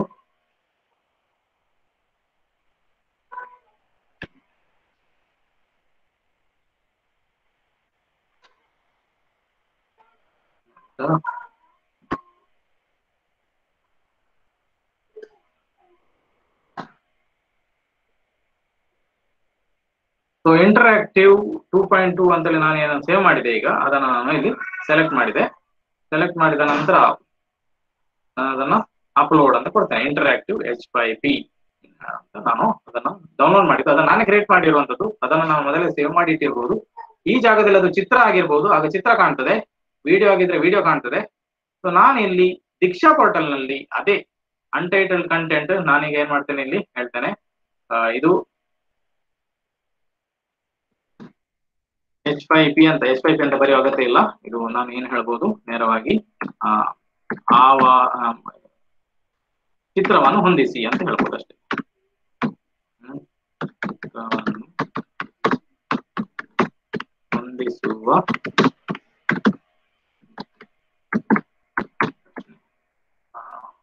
ಬಹಳಷ್ಟು ಈ ಕನ್ನಡ ಟೈಪಿಂಗ್ ಅಲ್ಲಿ ಸಮಸ್ಯೆ ಇದೆ, ಒಂದೊಂದು ಕಂಪ್ಯೂಟರ್ ಇಲ್ಲಿ ಇರಬಹುದು, ಗಮನವಿರಲಿ.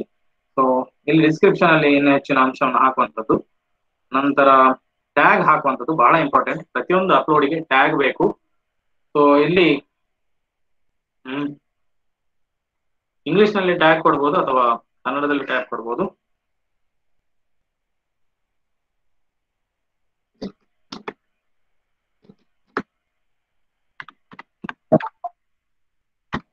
ಕಾಮಾ ಅಂತ ಕೊಡ್ಬೋದು, ಅಥವಾ ನೀವು ನೆನ್ಪಿಟ್ಟುಕೊಳ್ಳಿ, ಒಂದು ಕನ್ನಡದಲ್ಲಿ ಟೈಪ್ ಮಾಡುವಾಗ ಟ್ಯಾಗ್ ಸರಿಯಾಗಿ ಕಾಪಿ ಆಗುದಿಲ್ಲ.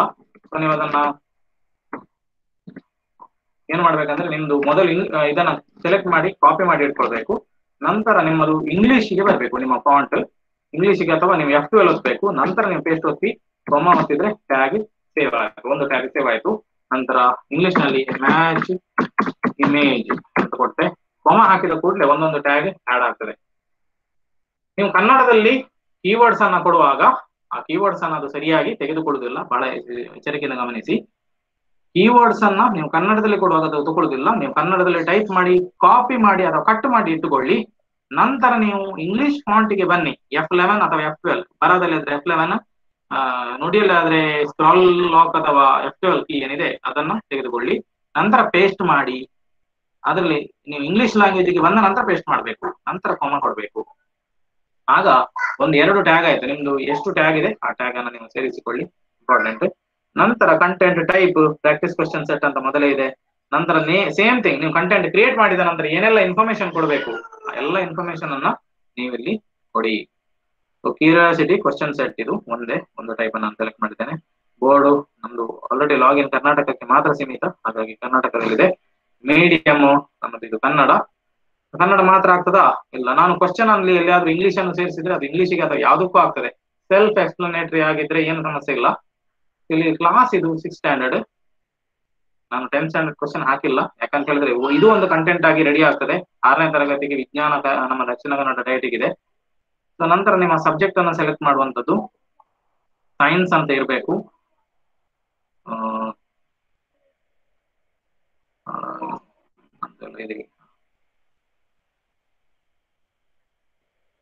ಸೈನ್ಸ್ ಇದೆ ಇಲ್ಲೇ, ಸರಿ. ನಂತರ ಪುನಃ ಆರೋ ಮಾರ್ಕ್ ಅನ್ನು ಕ್ಲಿಕ್ ಮಾಡಿ, ಯಾಕಂತ ಹೇಳಿದ್ರೆ ಇಲ್ಲದ್ರೆ ಅದು ಕೆಳಗೆ ಬರೋದಿಲ್ಲ.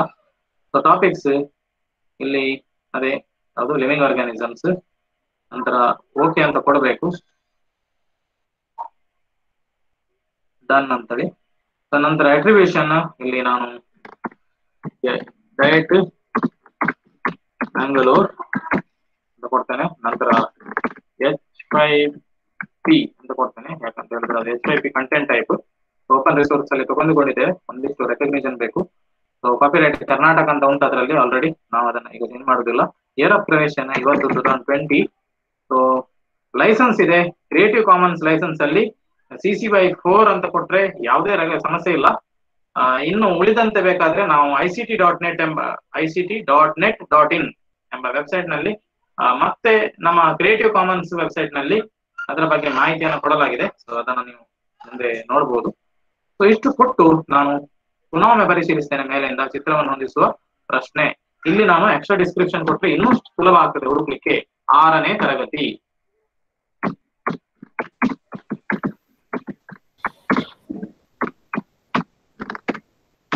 ಜ್ಞಾನ ಇಷ್ಟು ಕೊಟ್ರೆ ಅದು ಅಕ್ಯುರೇಟ್ ಟೈಟಲ್.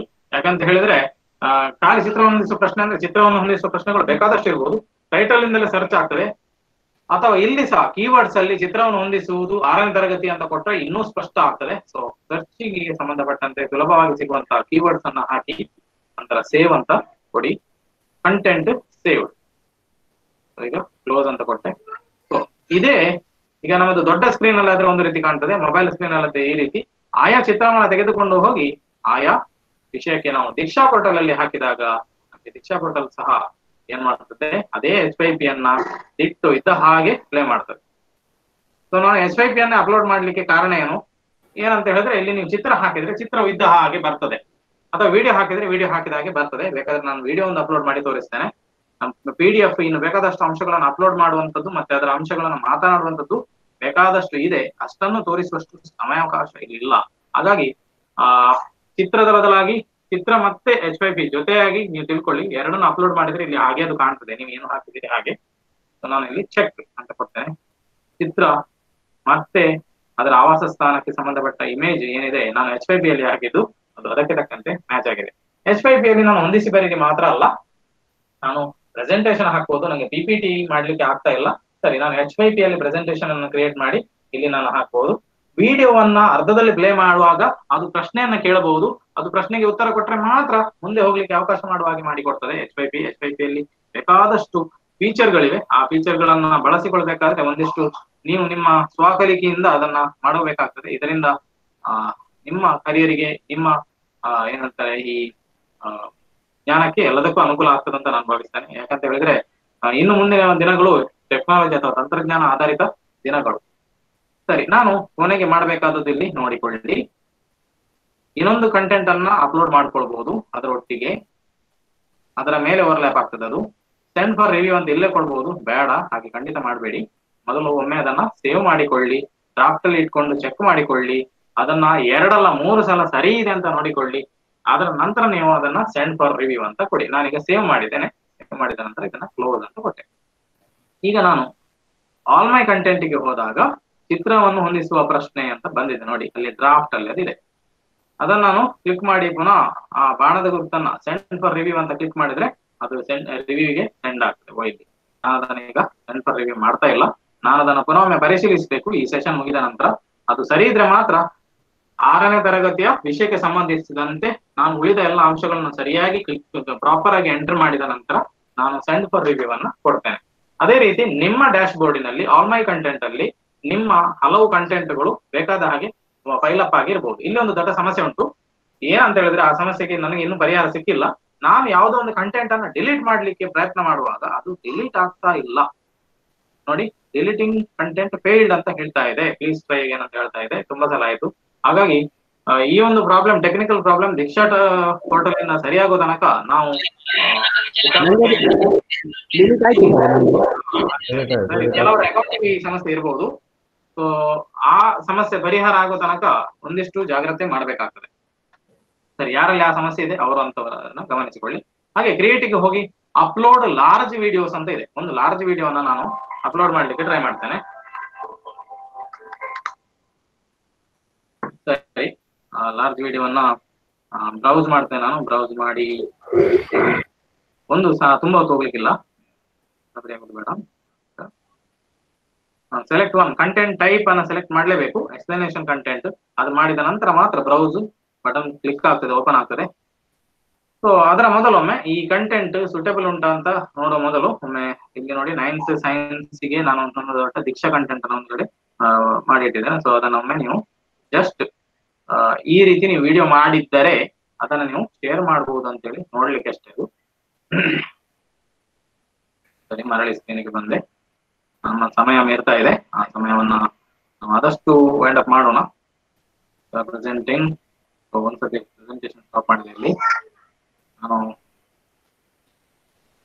ಒಂದು ವಿಡಿಯೋವನ್ನ ಪ್ಲೇ ಮಾಡಬೇಕಾಗಿದೆ. ಸರಿ, ಸುಮ್ಮನೆ ಆ ವಿಡಿಯೋನ ನಾನು ಫುಲ್ ಪ್ಲೇ ಮಾಡೋದಿಲ್ಲ, ಆದ್ರೆ ಜಸ್ಟ್ ಒಮ್ಮೆ ನೀವು ನೋಡಿ. ಬರ್ಲಿಲ್ಲ. ಪ್ರೆಸೆಂಟ್ ನಾವು ವಿಂಡೋ ಅಲ್ಲಿ ಪ್ಲೇಯಿಂಗ್ ದಿಸ್ ವಿಂಡೋ. ಜಸ್ಟ್ ಇದು ಒಂದು ವಿಡಿಯೋವನ್ನ ಮಾಡಿರುವಂತದ್ದು. ಸೊ ಈ ವಿಡಿಯೋ ಹೀಗೆ ಪ್ಲೇ ಆಗ್ತಾ ಇದೆ. ಸೊ ಇದು ಸಾಧಾರಣ 20 ನಿಮಿಷಕ್ಕೆ ಹತ್ತಿರ ಇದೆ.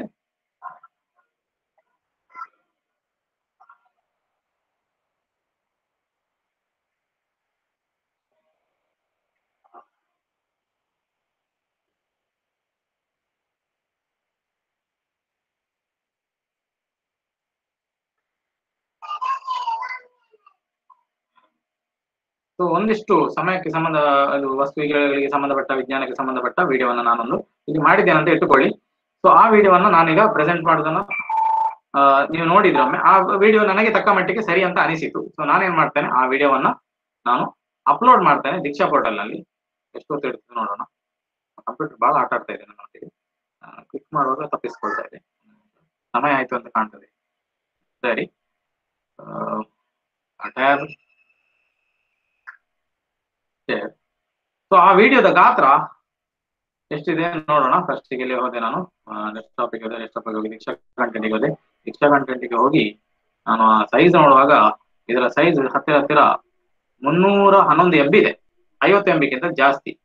ನಾನು ಇಲ್ಲಿ ಅಪ್ಲೋಡ್ ಲಾರ್ಜ್ ವಿಡಿಯೋಸ್ ಅಂತ ಕೊಡುವಾಗ ಇಲ್ಲಿ ಅಪ್ಲೋಡ್ ಆಗಲಿಕ್ಕೆ ಆರಂಭ ಆಯ್ತು. ಆ ಸ್ಕ್ರೀನ್ ನಿಮ್ಗೆ ಕಾಣಿಸ್ತಾ ಇದೆ. 2% ಅಪ್ಲೋಡ್ ಆಯ್ತು ಈಗಾಗಲೇ. 3% ಆಯ್ತು.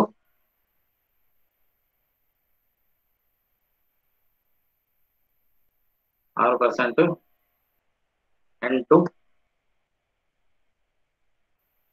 ಹೆಚ್ಚು ಹೊತ್ತು ಹೋಗುದಿಲ್ಲ.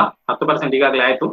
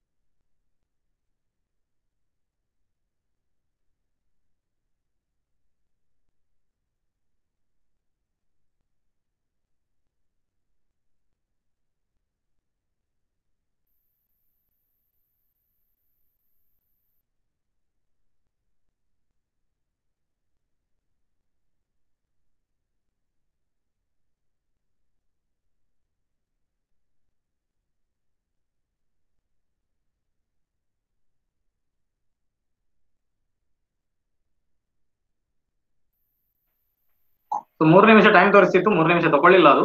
ಈಗಾಗಲೇ ಖಾಲಿ 54 ಸೆಕೆಂಡ್ ತೋರಿಸ್ತಾ ಇದೆ. ಈಗ 52 ಆಯ್ತು, 49 ಆಯ್ತು. ಸೊ 2-3 ಸೆಕೆಂಡ್ ಸ್ಕಿಪ್ ಆಗ್ತದೆ ಕೆಲವೊಮ್ಮೆ ಜಾಸ್ತಿ ತಗೊಳ್ತದೆ. ಒಂದಿಷ್ಟು ನೆಟ್ವರ್ಕ್ ಬ್ಯಾಂಡ್ವಿಡ್ತ್ ಮೇಲೆ ಡಿಪೆಂಡ್. 47 ತೋರಿಸ್ತಾ ಇದೆ, 45 ಸರಿ. ಒಂದು ವೇಳೆ ನಿಮ್ಮ ವಿಡಿಯೋ ತುಂಬಾ ದೊಡ್ಡದಿದೆ, ನಿಮ್ಗೆ ಫಾಸ್ಟ್ ಇಂಟರ್ನೆಟ್ ಬೇಕು, ಸೊ ಈ ಅಂಶವನ್ನ ನೆನಪಿಟ್ಟುಕೊಳ್ಳಿ. ನಿಮ್ಮದು ಬಹಳ ಸ್ಲೋ ಇಂಟರ್ನೆಟ್ ಆಗಿದ್ರೆ ನೀವು ವಿಡಿಯೋವನ್ನು ಆಪ್ಟಿಮೈಸ್ ಮಾಡಬಹುದು. ನಿಮ್ಮ ವಿಡಿಯೋ ಎಡಿಟರ್ ನಲ್ಲಿ ನೀವು ಏನ್ ಮಾಡ್ಬೋದು ಅಂತ ಹೇಳಿದ್ರೆ ಫ್ರೇಮ್ ರೇಟ್ ಅನ್ನ ಕಡಿಮೆ ಮಾಡಬಹುದು. ಸರಿ, ಈ ವಿಷಯವನ್ನ ನಾನು ಅಷ್ಟು ಇಲ್ಲಿ ಎಕ್ಸ್ಪ್ಲೈನ್ ಮಾಡುದಿಲ್ಲ. ಅಂದ್ರೆ ನಿಮ್ಮಲ್ಲಿ ಉತ್ತಮವಾದ ಕಂಟೆಂಟ್ ಇದೆ, ಅದು 50 MB ಗಿಂತ ದೊಡ್ಡದಿದ್ರೆ 50 MB ಲಿಮಿಟೇಷನ್ಗೋಸ್ಕರ ಆ ಕಂಟೆಂಟ್ ಮಕ್ಕಳಿಗೆ ಸಿಗದೆ ಹೋಗುದು ತಪ್ಪು. ಮಕ್ಕಳಿಗೆ ಅದು ಸಿಗುವಂತದಿದ್ರೆ, ಅದರಲ್ಲಿ ಮಕ್ಕಳಿಗೆ ಲಾಭ ಇದ್ರೆ, ಅದು 50 MB ದಾಟಿರ್ಲಿ, ಅದು 400 MB 500 MB ಇರ್ಲಿ, ಏನು ಸಮಸ್ಯೆ ಇಲ್ಲ. ಆದ್ರೆ ಮೂಲಭೂತವಾಗಿ 10-20 ನಿಮಿಷಗಳ 10 ನಿಮಿಷಗಳ ವಿಡಿಯೋ 5 ನಿಮಿಷಗಳ ವಿಡಿಯೋನ ಹೆಚ್ಚು ಆದ್ಯತೆಯಲ್ಲಿ ಸೇರಿಸಿ. ಈಗ 100% ಆಯ್ತು. ಈಗ ಲೋಡಿಂಗ್ ಯುವರ್ ಕಂಟೆಂಟ್ ಅಂತ ತೋರಿಸ್ತದೆ. ಸೊ ನಂತರ ನೋಡಿ ನೇರವಾಗಿ ಅದು ದೀಕ್ಷದಲ್ಲಿ ಪ್ಲೇ ಆಗ್ತಾ ಇದೆ. ಸೊ ಅಲ್ಲೂ ಅನ್ಟೈಟಲ್ಡ್ ಕಂಟೆಂಟ್ ಅಂತ ಇದೆ. ಸರಿ, ನಾನು ಪಾಸ್ ಮಾಡಿದ್ದೇನೆ. ಸೊ ಉಳಿದ ಅಂಶವನ್ನ ನಾನು ಅಲ್ಲಿ ಮುಂದಿನಂತೆ ಅಪ್ಡೇಟ್ ಮಾಡ್ತೇನೆ. ಅನ್ಟೈಟಲ್ಡ್ ಕಂಟೆಂಟ್ ಅಲ್ಲಿ ನಾವು ಎಡಿಟ್ ಡೀಟೇಲ್ಸ್ ಹೋಗುದು. ಸೇಮ್ ನಮ್ಮ ಶರತ್ ಸರ್, ಹನುಮಂತ್ ಸರ್ ಮತ್ತೆ ಯಾರೆಲ್ಲ ನಮ್ಮ ತೋರಿಸಿ ಎಲ್ಲ ಇನ್ಫಾರ್ಮೇಶನ್ ಹಾಗೆ ನಾವು ಕೊಡುವಂಥದ್ದು ಆಗದಿಂದ ಕೊಟ್ಟಂತೆ. ನಂತರ ರಿವ್ಯೂವಿಗೆ ಸಬ್ಮಿಟ್ ಮಾಡೋ ಮೊದಲು ರೀಚೆಕ್ ಮಾಡಿ ಎಲ್ಲಾ ಇನ್ಫಾರ್ಮೇಶನ್ ಸರಿಯಾಗಿದೆ ಅಂತ ಹೇಳಿ ನೋಡಿ ನಂತರ ಅದನ್ನ ಅಪ್ಡೇಟ್ ಮಾಡುವಂಥದ್ದು. ಸೊ ಈಗಾಗಲೇ ಸುದೀರ್ಘವಾದ ಸೆಷನ್ ಅನ್ನು ನಾವು ಮಾಡಿದೆವು. ಸುದೀರ್ಘ ಯಾಕೆ ಹೇಳ್ತಾ ಇದ್ದೇನೆ ಅಂತ ಹೇಳಿದ್ರೆ, ಕಂಟಿನ್ಯೂಸ್ ಆನ್ಲೈನ್ ಸೆಷನ್ 2 ಗಂಟೆ ಇರುವಂತದ್ದು ಅಷ್ಟು ಕಂಫರ್ಟೇಬಲ್ ಅಲ್ಲ. ಆದ್ರೂ ನೀವು ಬಹಳ ಸಹನೆಯಿಂದ ಎಷ್ಟು ಜನ ನಾವು ಈಗ ಇದ್ದೇವೆ ಅಷ್ಟು ಜನ ಎಡೆಬಿಡದೆ ಕೊನೆಯವರೆಗೆ ನೀವು ಉಳಿಯುವವರಂತ ನಾನು ಭಾವಿಸ್ತೇನೆ. ಮಧ್ಯದಲ್ಲಿ ಕೈ ಕೊಡುವವರಲ್ಲ ಹಾಗೂ ಕೈ ಬಿಡುವವರು ಅಲ್ಲ, ಅಷ್ಟು ಗಟ್ಟಿಯಾಗಿ ನೀವು ಇಲ್ಲಿಯವರೆಗೆ ನಿಂತಿದ್ದೀರಿ. ಸೊ ಕೆಲವರಿಗೆ ನೆಟ್ವರ್ಕ್ ಪ್ರಾಬ್ಲಮ್ ಇದ್ದಿರ್ಬೋದು, ನಾನು ಭಾವಿಸ್ತೇನೆ ಹಾಗೆ ಅವರು ಕೈ ತಪ್ಪಿ ಹೋಗಿದ್ದಾರೆ. ಈಗ ನಿಮ್ಮೆಲ್ಲರಿಗೂ ಅಭಿನಂದಿಸ್ತಾ ಇನ್ನೊಂದಿಷ್ಟು ನಮ್ಮ ಆರ್ಪಿಗಳಿಗೆ, ಸ್ಟೇಟ್ ಆರ್ಪಿಗಳಿಗೆ ನಾನು ಬಿಟ್ಟುಕೊಡ್ತೇನೆ, ಹಾಗೂ ನಿಮ್ಮ ಪ್ರಶ್ನೋತ್ತರಗಳಿಗೆ ಇಲ್ಲದಿದ್ದರೆ ನಾವು ಫೈಂಡ್ ಅಪ್ ಮಾಡ್ತೇವೆ. Sir, over to you sir. ಒಂದಿಷ್ಟು ಏನಾದ್ರು ಪ್ರಶ್ನೆಗಳಿದ್ರೆ ಒಂದಿಷ್ಟು ಕೇಳಿ. ನಾವು ತೀರಾ ದೊಡ್ಡ ಎಕ್ಸ್ಪರ್ಟ್ಗಳಲ್ಲ, ನಾವೆಲ್ಲರೂ ಶಿಕ್ಷಕರೇ, ಇಂಜಿನಿಯರಿಂಗ್ IT ಸೆಕ್ಷನ್ ಅಲ್ಲಿ ಏನೋ ಮಾಡಿಕೊಂಡು ಬಂದವರಲ್ಲ. ಇಲ್ಲಿಂದಲೇ ನಮ್ಮ ಗ್ರಾಸ್ ರೂಟ್ ಲೆವೆಲ್ ಅಲ್ಲಿ ಏನೋ ಕಲಿತಾ ಇದ್ದೆವು. ಈ ಆಧಾರದಲ್ಲಿ ಈ ನೆಲೆಯಲ್ಲಿ ನಿಮ್ಮ ಪ್ರಶ್ನೆಗಳನ್ನು ಉತ್ತರಿಸುವ ಪ್ರಯತ್ನವನ್ನ ಮಾಡ್ತೇವೆ. ನಮ್ಮಿಂದ ಆದಷ್ಟು ಸಾಧ್ಯತೆಯನ್ನ ಏನಂತಾರೆ ನಮ್ಮ ಬೆಂಬಲವನ್ನು ನಾವು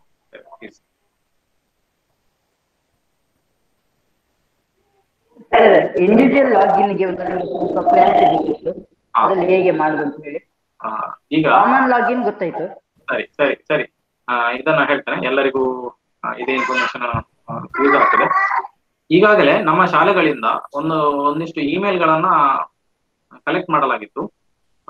3 ಕ್ರಿಯೇಟರ್ 3 ರಿವ್ಯೂವರ್ ಅಕೌಂಟ್ ಆಗ್ಬೇಕು ಅಂತ ಹೇಳಿಕೊಂಡು ಸೆಪ್ಟೆಂಬರ್ 26 15 ತಾರೀಕು ಸೆಪ್ಟೆಂಬರ್ 15 ತಾರೀಕಿಗೆ ಸುತ್ತ ಆ ಟೈಮ್ ಅಲ್ಲಿ ನಾವು ಅದನ್ನ ಕಲೆಕ್ಟ್ ಮಾಡಿ ಅಲ್ಲಿಗೆ ಕಳಿಸಿದ್ದೆವು DSCRT ಇಂದ. ಅದು ಡೆಲ್ಲಿ ದೀಕ್ಷಾ ಪೋರ್ಟಲ್ಗೆ ಅವರು ಅದನ್ನು ಅಪ್ಡೇಟ್ ಮಾಡಿದ್ರು ಇನ್ಫಾರ್ಮೇಶನ್. ಆದ್ರೆ ಏನಾಗಿದೆ ಅಂತ ಹೇಳಿದ್ರೆ, ಅದು ನಿಮ್ಮ ರಿಜಿಸ್ಟ್ರೇಷನ್ ಆದ ಕೂಡಲೇ ನಿಮ್ಗೊಂದು ಮೆಸೇಜ್ ಬರಬೇಕು ಲೆಕ್ಕದಲ್ಲಿ. ಆ ಮೆಸೇಜ್ ನಮ್ಮ ನೆಟ್ವರ್ಕ್ ಕಂಜೆಷನ್ ಇಂದಾಗಿ ಅಥವಾ ಸರ್ವರ್ ಪ್ರಾಬ್ಲಮ್ ಇಂದಾಗಿ ಎಲ್ಲರಿಗೂ ಸಿಗ್ಲಿಲ್ಲ. ಹಾಗಾಗಿ ನಾವು ಯಾವ ಇಮೇಲ್ ಅಡ್ರೆಸ್ ಕೊಟ್ಟಿದ್ದೇವೆ ಅದು ನಮ್ಮದೇ ಇಮೇಲ್ ಅಡ್ರೆಸ್ ಆಗಿರ್ತದೆ.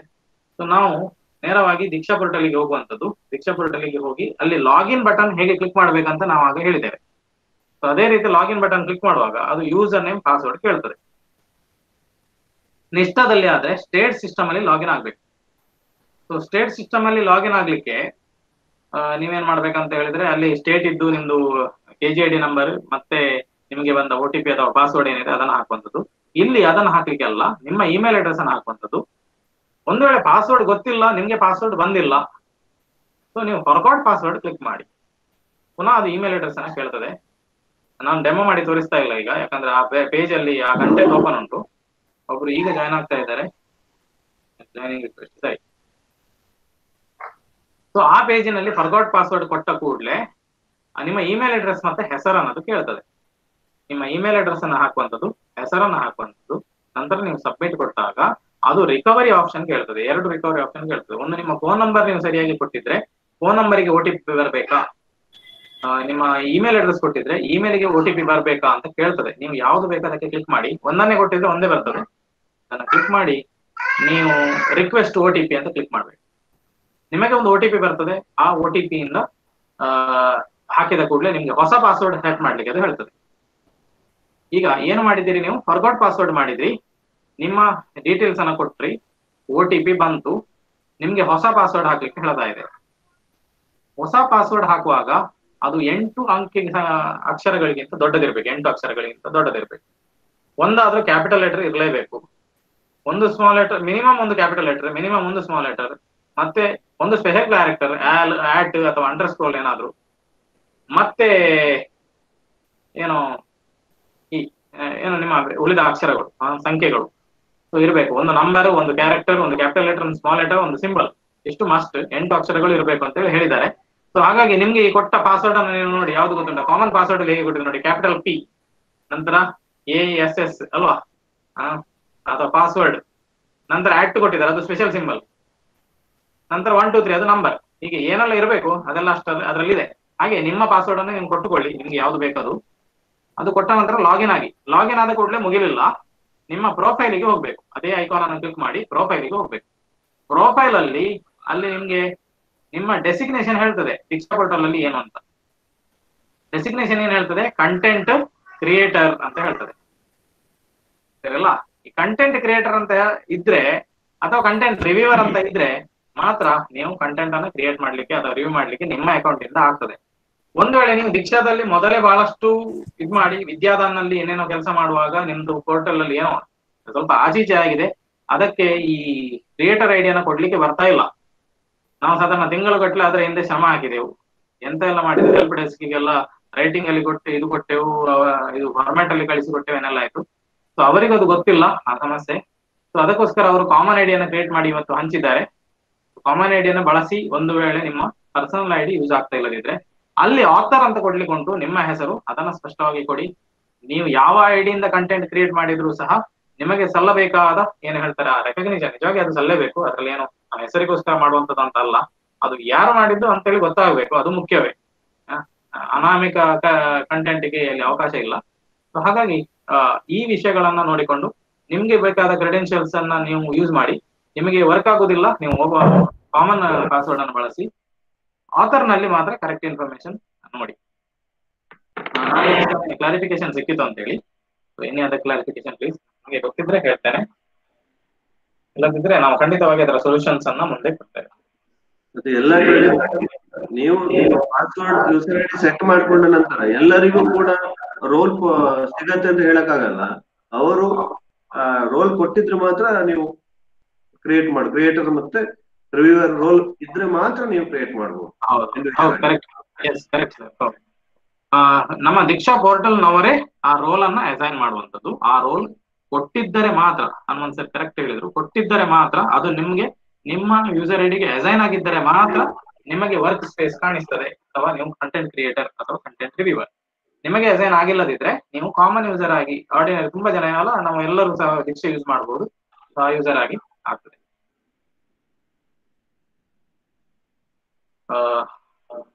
ಬಹಳಷ್ಟು ವಿಷಯಗಳು ಬಾಕಿ ಉಳಿದಿವೆ, ಆದ್ರೂ ಸಹ ಮೂಲಭೂತವಾದ ಸಿಗಲೇಬೇಕಾದ ಇನ್ಫಾರ್ಮೇಶನ್ ಕರಾರುವಕ್ಕಾಗಿ ಸಿಕ್ಕಿದೆ ಅಂತಲೇ ನಾನು ಭಾವಿಸ್ತೇನೆ.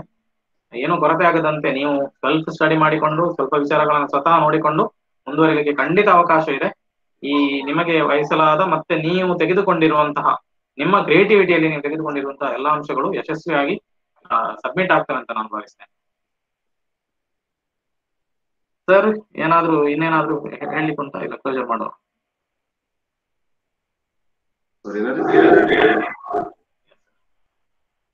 ಸರಿ, 12:50 ಆಯ್ತು. 12:51ಕ್ಕೆ ನಾವು ಸ್ಟಾಪ್ ಮಾಡೋಣ.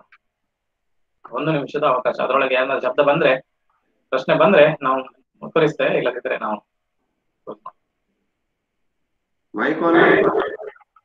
ಮೈಕ್ ಆನ್ ಮಾಡಿ ಕೇಳಿ. ನೀವು ಕೇಳಿದ ಪ್ರಶ್ನೆ ಕೇಳದೇ ಇರ್ಬೋದು, ಗೊತ್ತಿಲ್ಲ.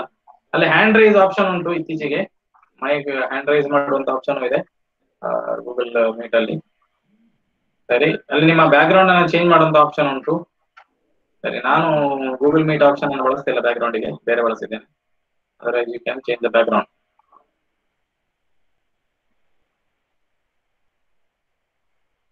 ಎಲ್ಲ ಗೂಗಲ್ ಮೀಟಿಗೆ ಸಂಬಂಧಪಟ್ಟದ್ದು. Any questions?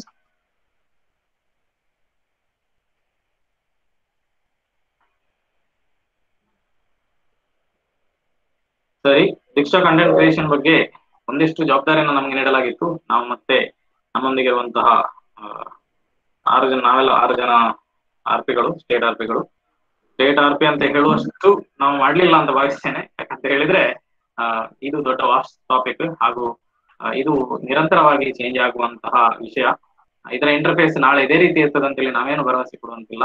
ಆದ್ರೂ ಈ ಕೆಲಸ ಆಗಬೇಕಾಗಿದೆ ಎನ್ನುವಾಗ ನಮ್ಮ ಪಾಯಿಂಟ್ ಮನಸ್ಸಲ್ಲಿ ಇಷ್ಟೇ ಬಂದದ್ದು, ಇದನ್ನು ಹೇಗೆ ಮಾಡುದು, ಹೇಗಾದ್ರೂ ಮಾಡಿ ಇದನ್ನು ಸರಿಯಾಗಿ ನಾವು ತಲುಪಿಸೋಣ ಎನ್ನುವಂತಹ ಕಳಕಳಿ ನಮ್ಮೆಲ್ಲರ ಸಂಪನ್ಮೂಲ ವ್ಯಕ್ತಿಗಳ ಮತ್ತು ನೋಡಲ್ ಅಧಿಕಾರಿಗಳ ಹಾಗೂ ಸರ್ವ ಶಿಕ್ಷಕರ ನಿಮ್ಮೆಲ್ಲರ ಸಹಕಾರದಿಂದ ನಮ್ಮಿಂದ ಆಗುವಂತಹ ವಿಷಯವನ್ನ, ನಮ್ಮಿಂದ ಸಾಧ್ಯವಿರುವಂತಹ ವಿಷಯವನ್ನ ಆದಷ್ಟು ಸ್ಪಷ್ಟವಾಗಿ ಹೇಳುವ ಪ್ರಯತ್ನವನ್ನ ನಿಮ್ಮೊಂದಿಗೆ ನಾವು ಮಾಡಿದ್ದೇವೆ. ಸೊ ಗ್ರೂಪಿನಲ್ಲಿ ನೀವು ಈಗಾಗಲೇ ಇದ್ದೀರಿ. ಮುಂದಿನ ವಿಷಯಗಳು ಅಲ್ಲಿ ಚರ್ಚಿತ ಆಗ್ಬೋದು, ಕ್ಲಾರಿಫೈ ಆಗ್ಬೋದು. ಇಷ್ಟು ಹೇಳ್ತಾ ಎಲ್ರಿಗೂ ಧನ್ಯವಾದವನ್ನ ಸಲ್ಲಿಸ್ತಾ ಈ ಸೆಷನ್ಗೆ ನಾವು ಅಲ್ಪ ವಿರಾಮ ಹಾಕ್ತೇವೆ. ಮುಂದೆ ಯಾವಾಗಾದ್ರೂ ಈ ಸೆಷನ್ ಮುಂದುವರಿಬೇಕು. ಧನ್ಯವಾದಗಳು.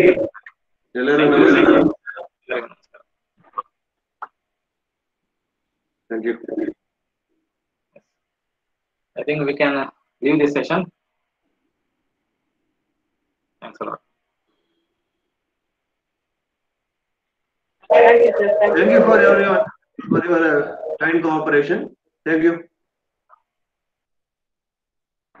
Thank you.